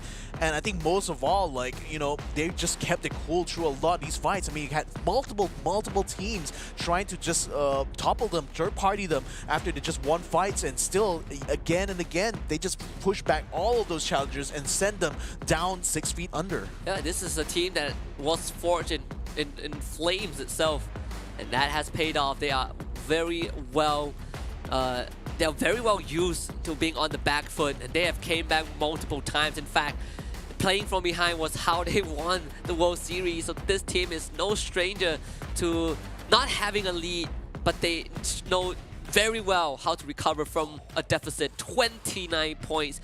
Of course, 12 of them came from a booyah, but nonetheless, an impressive feat. Followed by NIGMA Galaxy in second with 21. And you can see from that point onwards, the other teams are not even close in terms of points accumulated. Heavy with only 12, First Raiders, Eclipse with only 10, V Gaming, Esports, and EVOS Divine getting 8 apiece. I mean, that's the thing, like 21 points in any other round would have already been amazing. Yes. Immediately top of the board. EVOS just had to one-up them some more by just having this extra kills, didn't they? Yeah, absolutely. I mean, 29 points. Could not have asked for a better round. And the race for first place is still pretty much up in the air. The EVOS Phoenix are trying to catch up to EARENA, who has had an amazing day. One more round to go, but if we look at the second part of the leaderboard, the teams that the SDS, ALFAINK, and MDH definitely did not expect them to be there. And after such a strong start from Sem9, this round was brutal. Yeah, indeed it was. I wonder whether we're seeing kind of like a pattern similar to what we saw on the first day, where in the chaos of that first day, EVOS Phoenix was one who was just racking out all the kills and all the placement points. It seems like EVOS just wants to harness that kind of energy for the last 2 rounds of this weekend here. So, ladies and gentlemen, one more round still remains here. EVOS Phoenix has already made a case here that they just might be the team that should deserve that top spot here by the end of this Sunday. And with 10 headshots, 7,470 points, I mean, that's as strong as a case you can make, I guess. Yeah, definitely. And of course, EVOS Phoenix, they know that they are very much secured in terms of booking the flights to Jakarta by the end of, I believe, next week. So right now, it's just about solidifying that spot, and most importantly, getting that big, juicy prize pool from the challenge group stage. And right now, I say that EVOS Phoenix, they have not lost their touch at all. Maybe the first 2 rounds was just kind of the appetizer, and now they turn up the heat, and everyone is feeling it. Yeah, they're definitely eating the main course right now, oh, yes. Like just to finish off the night. So, I mean, it's a tasty, tasty meal, not gonna lie, because, you know, if they do keep this up, if they do end up with that top spot, that's 10,000 richer compared to EARENA. So, I mean, 10,000 bucks, why not, right? I mean, they won like what, more than 50, almost 600,000 just less than a month ago. well, to put it, to actually make it more specific, just 2 weeks ago. Yeah. What's another 30,000? You know, EVOS Phoenix have had a great end of the year. Obviously, money is when we talk about money and winnings, you know, it's a big figure, but you have to respect the grind that these guys put in. The fact that they were able to make it to this point. It has been an interesting year, through and throughout for EVOS Phoenix. Last year they won the World Series. This year they missed out the Sentosa one by 1 point, and that was thanks to Attack All Around winning that one. Then they came back, had to play through play-ins from the back foot, and eventually won the second world title. It is a Cinderella story. I mean, love them and hate them, you know, you got to respect the effort. You got to respect, you know, the constant never give up attitude that these guys have. Nevertheless, ladies and gentlemen, we're going to be taking a break, but when we come back, the final round of this weekend here, can EVOS Phoenix do it? Can they come from the back here? Oh, I say the back, I literally mean from second place to first place. We'll find out after these messages. The Snapdragon Pro Series is brought to you by Snapdragon Elite Gaming, Monster Energy, and Kachi Shop.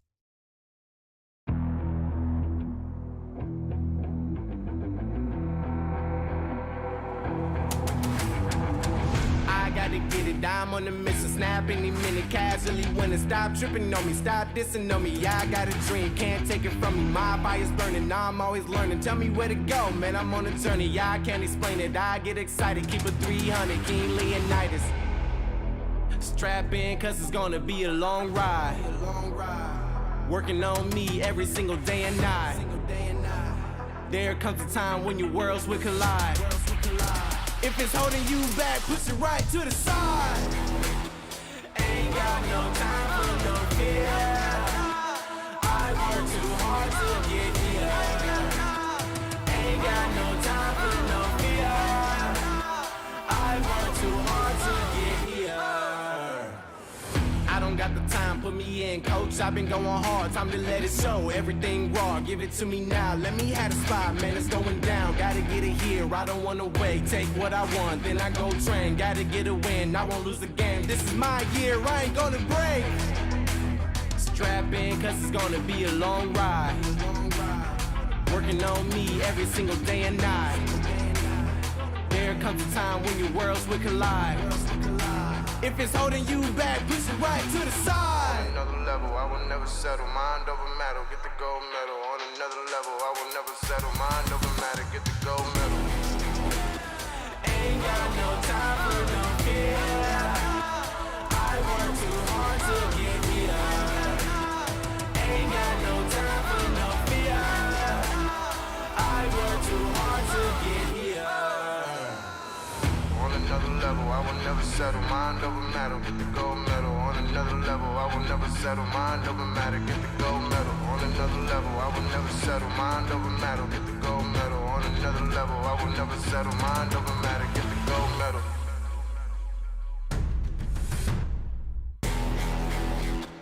Ain't got no time for no fear. I work too hard to get here. Ain't got no time for no fear. I work too hard to get here. Ain't got no time for no fear. I work too hard to get here. Ain't got no time for no fear. I work too hard to get here.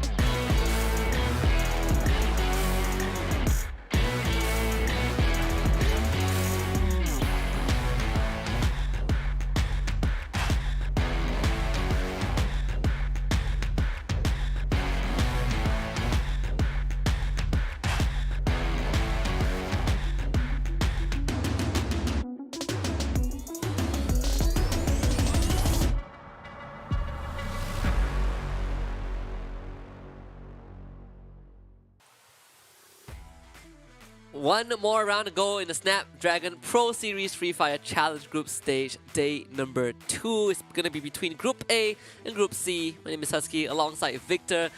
We've seen EVOS Phoenix basically just obliterated round number 5, just like any other day that they play Free Fire. And the question is, can they do it again? Because so far they have 4 Booyahs tied with EARENA. I'm pretty sure they want to go for more, and of course they want to go for that first place finish. Let's take a look at the overall standing to see where they stand right now. Still behind EARENA. EARENA with 214 points, EVOS Phoenix with 198, but it's definitely not too far away.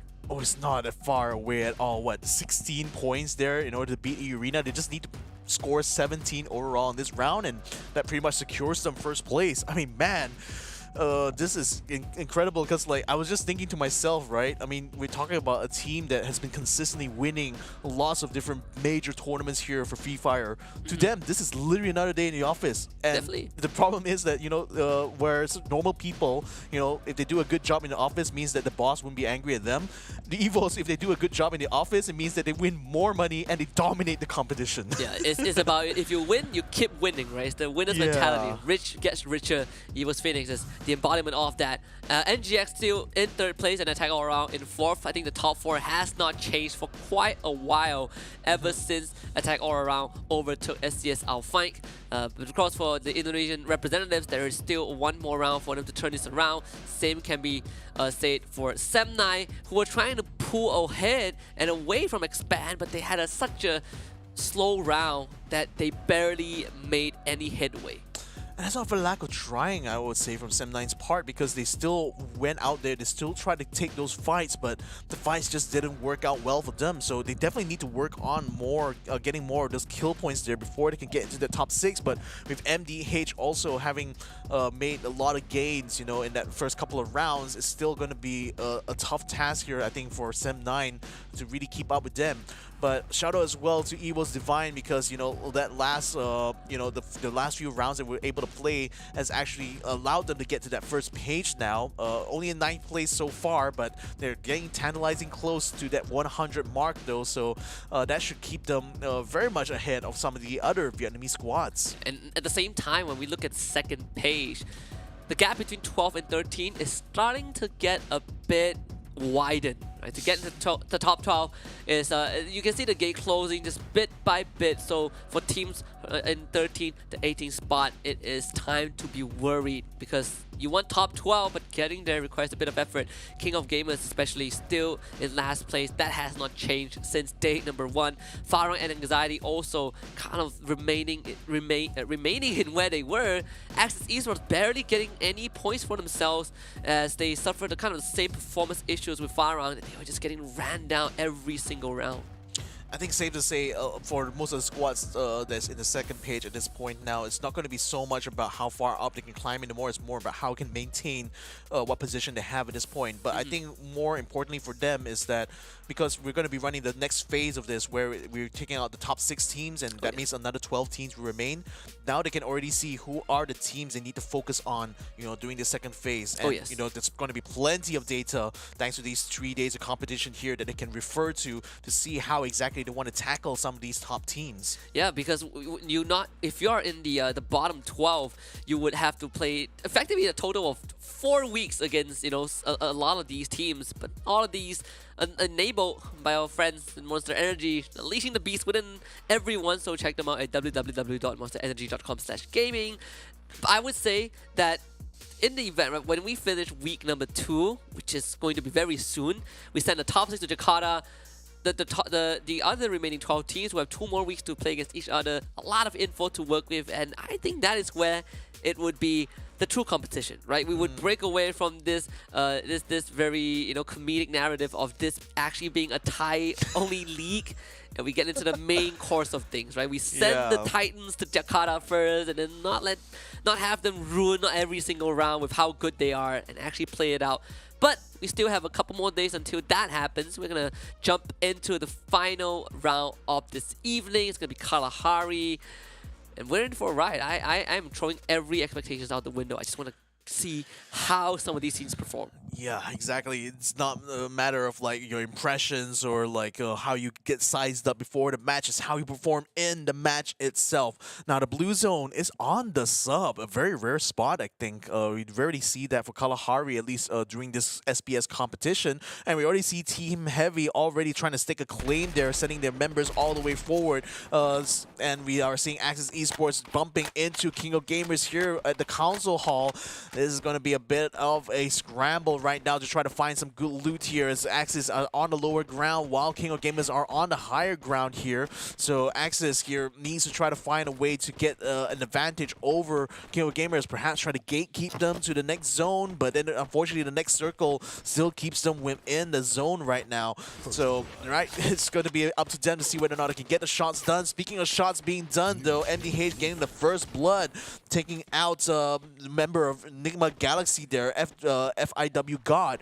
Jonger in the meantime and from First Raiders is trying to put a number onto SES ALFAINK, and Axis just bumping straight into King of Gamers, getting a couple of people knocked down right now. This is looking good here for Axis because they only need to try to revive Neptune, who's a little bit out of the way there, but 65 gets caught on the outside. Zack and Flame are going to try to rush the front here to try to take down the rest of King of Gamers, but it doesn't seem to have worked out for them right now though, as Zack has to back off through the doorway, tries to get a revive on his teammate Neptune right now, bringing him back into the fold.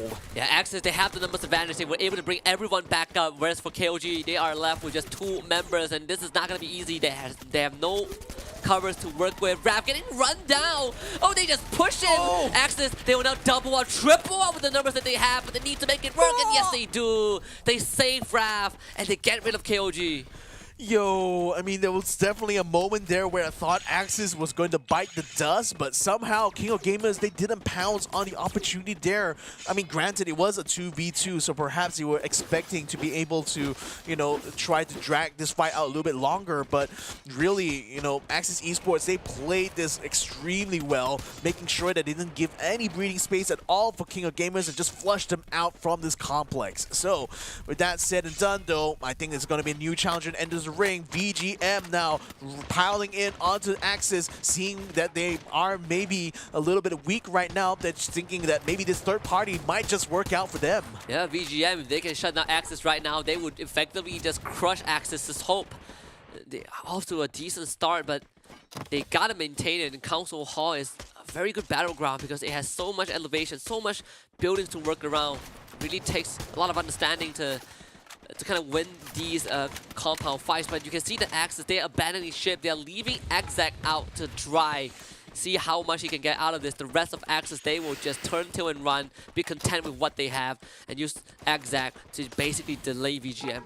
Yeah, they're just trying to play it smart right now, not really exposing themselves to too much risk at the moment while continuing to try to keep an eye on VGM's movement. Exact, unfortunately, gets caught out in the 2v1 there, so unfortunately he will be the one to bite the dust. The thing is, the rest of his members are already exfilled from the council hall area and will be using a vehicle in order to try to get themselves far and away from VGM. Yeah, and unfortunately, because VGM are so fast and hot on the tails, they now are sacrificing Wrath to the Sharks. And it's just a very painful way to go, a very slow death. By 1,000 cuts, Raph did not even stand a chance. And this is a sacrifice that they have to make to keep themselves in the game. Yep, unfortunately, he just had to take one for the team, you know. But thankfully, Axis is still in play, though, with Flame 7 and Neptune having escaped away. So now let's see what happened in the rest of the map here, because I did see SES ALFAINK getting into a bit of a scramble with MDH. In fact, I think Bara just got caught out by Nuke there with a shot from a sniper rifle. So that's already looking like a bad fight right now for SES ALFAINK because they're a little bit spread out. But we also see NIGMA Galaxy starting to also creep in and become a third party to this fight here. We're now together with EVOS Divine, who at the moment are in an island of their own right now, just farming this northern side. Well, it seems like Farang, sensing and hearing the gunshots coming towards SES ALFAINK, are trying to get into this action here, but unfortunately get caught out the outside there. Ray taking down Spade in a very quick succession. Yeah, can Farang do this? They are down one man, SCS ALFAINK on the other side. Both teams want control of this revival zone, and FARANG, they will need to get rid of SCS ALFAINK to even have a chance to regain the capture. Ray will be brought down, but it's not by FARANG though, it's by NGX. DEWA is watching them from long range, so this introduces a different element of risk, which both FARANG and SCS ALFAINK have to be very careful about. And I don't think FARANG has any idea that this is happening. No, I don't think so. And the thing is that FARANG literally is trying to get themselves in the middle of this fight here without really realizing that there's a lot of other teams also within this area, particularly NGX as well as MDH. And then not only that, EVOS Divine is on the northern side, and if they decide to, they can come and become a third party in this fight. Axis Esports, in fact, have already brought back some of the members, and they're also lurking in the eastern side as well. So they're just waiting for this next circle to show itself and to determine which way they're going to run. And FARANG, in the meantime, is going to try to level best here to try to find some kills, whatever opportunity he can get to get some extra kill points on the board for them. But sooner rather than later, they're going to be facing the wrath of everyone else here in Free Fire.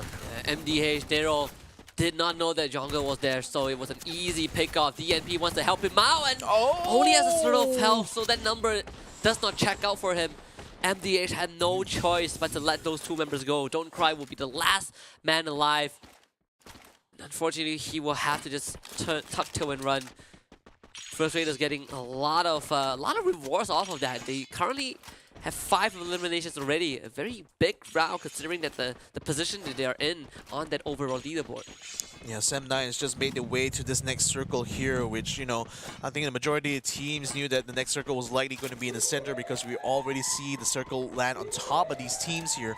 But right around the border as well is one of the members of MDH. We do have First Raiders as well taking control over the refinery, so that's going to be a place for them to try to gatekeep both Sem9 and potentially even EVOS Phoenix, who are taking control over the command post on the opposite side. So Sem9 is trying to move in onto that last member, MDH, Don't Cry. Are they going to be able to flush him out of that though? Okay, grapple gun. He'll be, no, he missed the first one, and the second one also just a bit short. That's very risky though, like you are exposing yourself to the open. Newbie, can you do it? He's gonna try again. Someone is getting shot at, so Newbie has to do this. So, okay, never mind. Okay, no. Showing how it's done. There we go. Yep. All the way up to the top. Someone is firing. I believe it was from NGX. It could be MDH. First Raider as well, you know. MDH. Yeah, it could be MDH, but then Raider. Don't Cry is just literally running away. He's trying to make his way to the sub to get a revive point. I don't think he's going to be the one actually to try to draw attention to himself. It could be, yeah, I think it's First Raiders actually that was firing at members of Sem9 just now because they have control over refinery. They definitely have the vantage point to spot Sem9 attempting to use a grapple gun to get a scouting position here. But I think we're also seeing Heavy starting to move in onto Axis Esports. That could be another battle that's starting to form on the eastern side. In fact, I think Heavy as well were, I think they actually jumped towards the sub early on, but then they left it quite quickly after. I guess they really didn't want to stick around too long in that zone because there wasn't really much loot to be had there maybe. Axis now being spotted here by Heavy. Now there's going to be sending some shots through the window from the tower top as Tom XT inside the buildings is going to try to spot anyone from Axis attempting to try to make any maneuvers to try to exfil from that complex. Fudai is going to continue to try to break down the glow walls. In the meantime, on the other side, Sem9 trying to catch some stragglers who are attempting to parachute their way down. It looks like he managed to catch one of them. Zen OP getting a kill onto Nuke. MDH, you know, they tried to buy back the members, but they landed straight on top of where Sem9 is, and looks like it's going to be open to the slaughter for them. The Heavy day after getting a bit of a pot shots off. Now they need to plan how to get into that circle. Axis pretty spread out, so the defenses are weak. Heavy should be able to break through it fairly easily. They just need to kind of execute that plan. Sem9 on the other hand, still 4-man strong. MDH, not a challenge, not a problem for them. But they want to finish the job that they started. They want to finish off the rest of MDH. Meanwhile, First Raiders have just caught out Nero. And this is one of those this slow rounds for MDH. Didn't really get to catch the break the entirety of this round. Yeah, EVOS Phoenix already moving up towards the circle. That's going to put them in collision course now with First Raiders as well as Team Heavy. Sam9 having already cleaned house their MDH. They now have a free line of sight to get to the refinery, but I think they're a little bit afraid to just move in directly. So they're just going to pick up vehicles in order to try to give them a bit of insurance before they make their way to this next circle. Northern side there, we do see says ALFAINK currently still close to the shrines. Haven't quite made the cross across the river yet because VGM and Divine are now locked in battle here with FARANG, who are in the center of that circle right now and are taking fire from all angles. And Heavy is just ruthless. In fact, they ended up finding members of First Raiders. VGM, on the other hand, getting shot at, I believe, by members of EVOS Divine. SCS ALFAINK were just soaring across the air thanks to the revive. FARANG now finally getting challenged, and this is by NGX. Fuel God jumps on top of the roof. Not finished yet by Jespu, so Jespu will have to kind of double back to get the job done. Bring Spade back out first is Fudai, as Fudai will also be shooting at Ray SCS off screen. EVOS Divine, can they intercept this? Because NGX and they blocked by a good time turner from Too Bad, and FARANG have attracted a lot of attention, and this is not a good spot for them to be in. NGX finally getting some shots in. Jembao, the first one to go. NGX taking control of a minor compound, and EVOS Divine have just shown now Too Bad was not ready for that. Stop gets him down. Mr. 05 and Sam 13 also wants a piece of the pie, and Spade's the last man alive. Apex pushes him. Spade has not much space left to work with. FARANG might just get knocked out on the other side. Axis up against Heavy, but we will go back to Spade and watch him perish in the hands of EVOS Divine. Yeah, it was Divine. They sense the opportunity, but they're not out of the woods because NIGMA is still around the corner. And Mr. 05 finds Stop. Cannot quite knock it down enough though. No, Stop able to run straight into the building. So Mr. 05 didn't quite finish that fight that he was looking for there. And NIGMA Galaxy continued to camp on the lower floor. Phoenix just showed up. Jonah just got rid of Caramel. NGX. Now they have to face off against both the EVOS team. With Caramel out, NGX are down to just 3 members. Few got Dew and Stop. EVOS Phoenix, unlike EVOS Divine, they are just staking out this position and letting NGX and EVOS Divine duke it out on their own. Stop finding A-backs. It's a huge kill for himself. He's standing on top of the ice grenade, but he will get a couple more points before he stops to kind of patch himself back up. Yeah, another fight is breaking up between Heavy and First Raiders on the other side of the map right now. And you can see the kills are coming through there for First Raiders onto Heavy. Heavy is down to the last member, Buffalo, right now as we continue to watch Axis trying to be a third party in this fight, but not really having the numbers necessary. In fact, Exact has just been revived back into the fight here. Call right now desperate to try to keep his team in play here. He's able to bring Darklaw in, but then the blue zone has just engulfed them right now. Darklaw is able to get himself some health now, but then Soza unfortunately gets left out on the lurch there. Caramel is going to be jumping straight in, trying to back up the rest of his teammates. For First Raiders, unfortunately, weren't able to hold on, though. The blue zone was a little bit too much pressure to them as they get eliminated from the map. Phoenix still on the south side now, spotting the UAV coming in from the northern side here. NIGMA Galaxy now having to try to fight their own here. We see a member of Sam9 actually getting into the mix there, but NGX Stop, taking a lot of damage there, not having a good angle to try to give a heal. Finally puts up the glue wall to stay alive for now. Raja from Sam9 is the last member, I believe, of Sam9, and he is just hiding out there, hoping that no one's going to be able to spot him, while EVOS Phoenix now starts to bring on some hurt onto VGM. Yeah, EVOS Phoenix in a good spot, and GX the same as well. But of course, we all know who wants that booyah, who wants to take the lead. It's EVOS Phoenix. They might not have a monstrous round like round 5 where they get, you know, more than half the lobby wiped out, but they are still gunning for that win. Sam9, all they need to pull ahead is to get decent placement points, but Raja has revealed himself because he was threatened by NGX. He got an extra kill before it went out.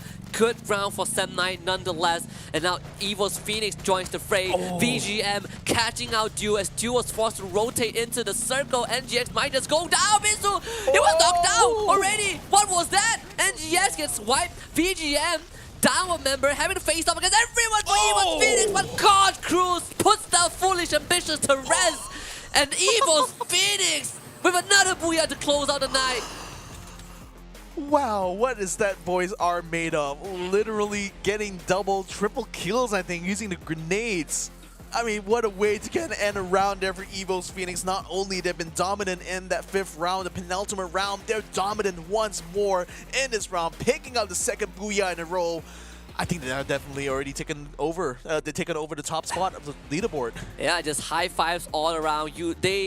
This team is something else. Not only are they the best team, you know, in Free Fire currently, in the realm of Free Fire, they are also one of the most confident teams that we have, because, you know, when we look back at the year that they had, sometimes they don't even wait for the final score to know that they have won.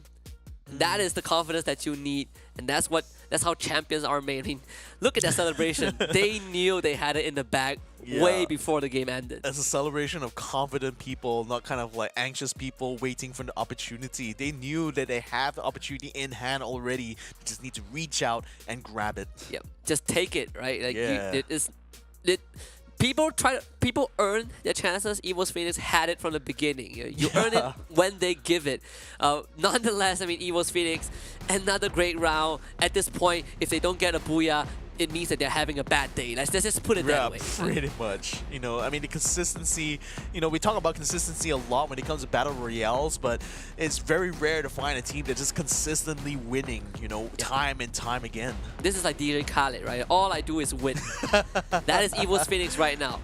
Consistently getting decent point, sure, basis of Free Fire. Consistently getting Booyah, that's EVOS Phoenix level.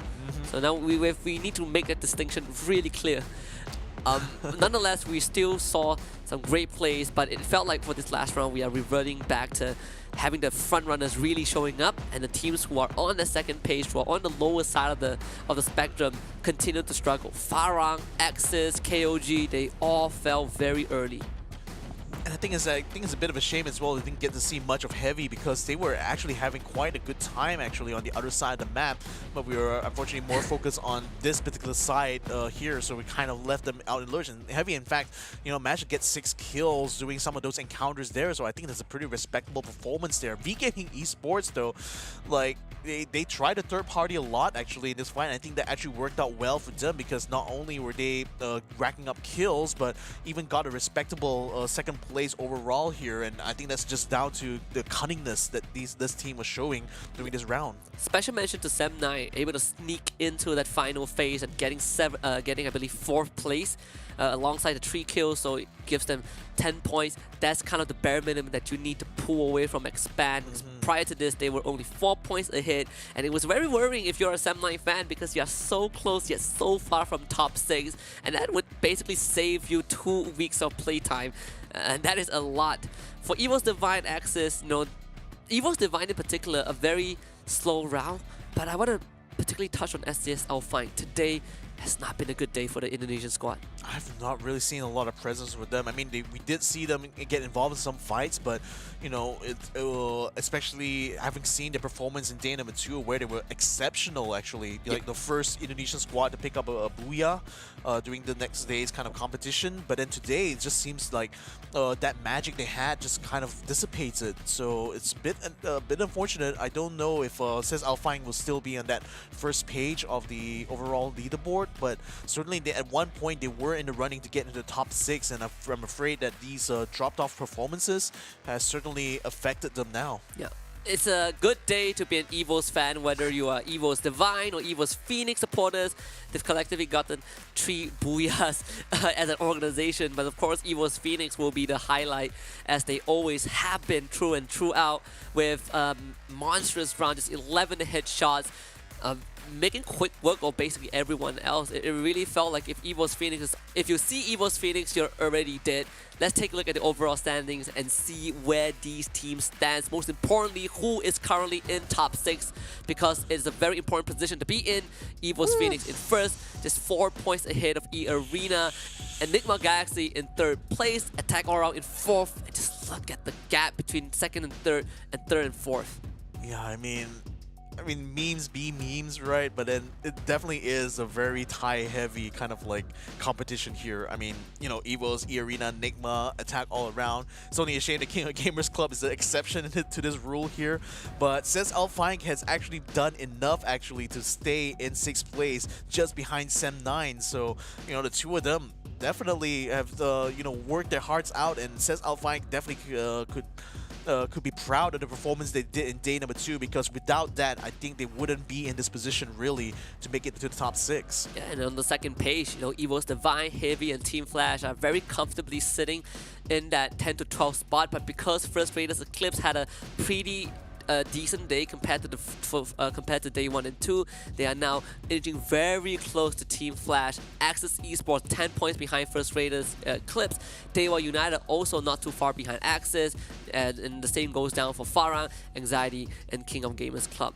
The race for top 12 is still pretty much open, but for top 6, it is incredibly close. All these teams have 3 more playdays, 12 rounds in total, to try and lock in their flight to Jakarta, but it's safe to say that EVOS, Phoenix, EARENA, and NIGMA Galaxy are almost guaranteed that slot.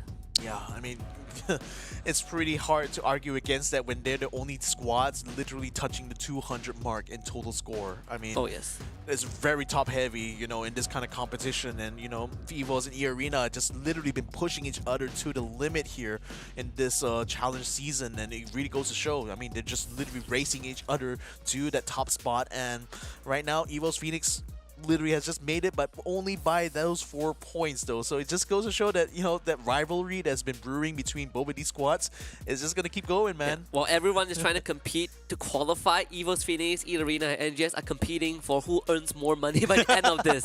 That's the scenario that we have right now. But I know EVOS, Phoenix at the end of the day have showed us just resilience and consistency, you know. Even when they had bad rounds and we look at it and we were like, yeah, EVOS Phoenix were underwhelming. When they get good rounds, it completely just makes you forget about the underwhelming rounds that they had. And it goes back to the golden question. Do you want to go out in a blaze of glory, or do you want to fizzle out into nothingness? And I think EVOS Phoenix have definitely made their choice. I love the cyberpunk reference there. But nevertheless, ladies and gentlemen, like you said, all good things must come to an end eventually though. But before we get to that even, I mean, just one last time, just congratulations to these squads here. I mean, it was a very entertaining weekend actually for me, you know, covering these top regional teams here. Oh yeah. And these squads just have to maintain it for 1 more week, and then they're done for the challenge stage. But of course, we do still have to keep that floor open, even though we have clear choices to qualify. Well, without looking at week number 2, maybe things would change. We have seen so many underdog stories this year in Free Fire alone that perhaps EVOS Phoenix might not stay on top forever, but that is a tale to be told next weekend, where we truly find out who makes it through. But the teams that definitely deserves a bit of attention and expand. I think this team has been riddled with inconsistency, even though they are the MSP super team, and that they have not been able to escape from that, and that is something that they need to rectify, and they have a week to do so. Let's take a look at the schedule for the first day of week number 2. It's gonna go back to Purgatory and Alpine, and we'll alternate between these 2 maps. Just like as always, first 2 rounds will be between Group A and B. For round 3 and 4, it will be between Group B and C, and for the last 2 rounds, 5 and 6, it will be between Group A and C. Yeah, and after that, all of that is going to be said and done. I mean, we are still going to be running more into day number 5 as well as day number 6. So make sure you guys continue to follow us here at the Snapdragon Pro Series, because again, you know, it's all about that journey to Jakarta here for these teams, you know. And we really would love all of your support here, especially the Free Fire fans out there, to join us in this journey right now to see the top teams in Southeast Asia and beyond, you know, culminate into this one giant grand finals. So before we leave you guys though, we would like to give a shout out to the people that made it possible for us to have this tournament in the first place, starting off with this main sponsor of the Snapdragon Pro Series, Snapdragon Elite Gaming, for when winning matters. They used to power our phones, now they power these tournaments to give us a platform to allow the talented players in the esports scene here to show their stuff. Yep, Snapdragon Elite Gaming powers our dreams, but we have Monster Energy to power us through some of these long days, and in a good way, because they unleash the beast within all of us, players, production, and commentators alike. So check them out at www.monsterenergy.com/gamings. But if you want someone to power your games and your exchange rate,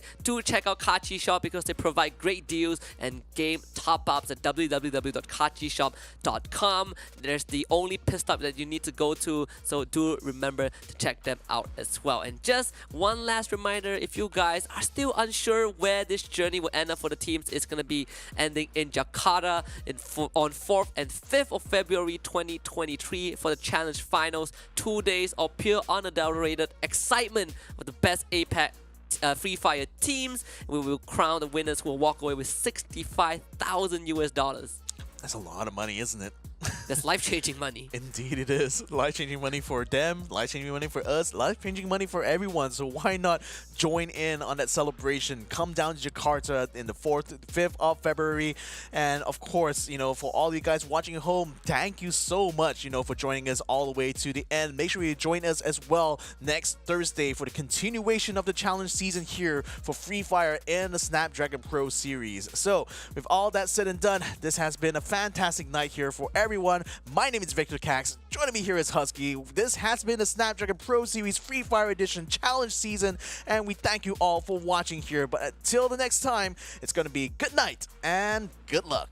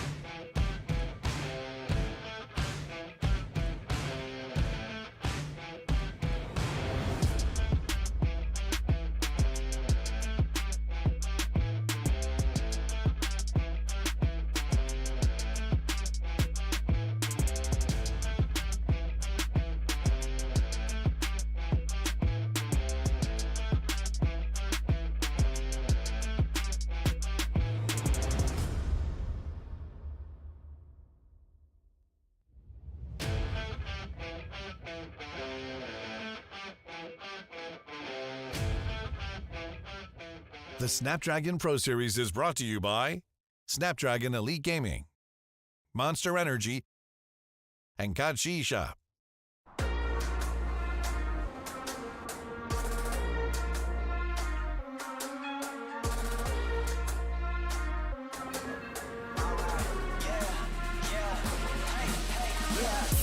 Won't stop going. till a player on top know it. Rooftop, penthouse suite. If you really want it, gotta own it. Fight through it, we was at the lowest. Blood, sweat, tears, the components. Riding all year, now's the moment. We are not friends, we are opponents. Yeah, I'm coming for mine. Yeah, I'm making a play, the game on the line. Yeah, I've been on the grind. Yeah, I jump in the spot, I made it my time. Yeah, look in the sky. Yeah, the stars align, no shade to shine. Can't stop it already. Emotional work and devotion, we put in this time. Look. You won't stop my stride. I'll just break your line. I don't tolerate wasted time. Take us down, keep fighting.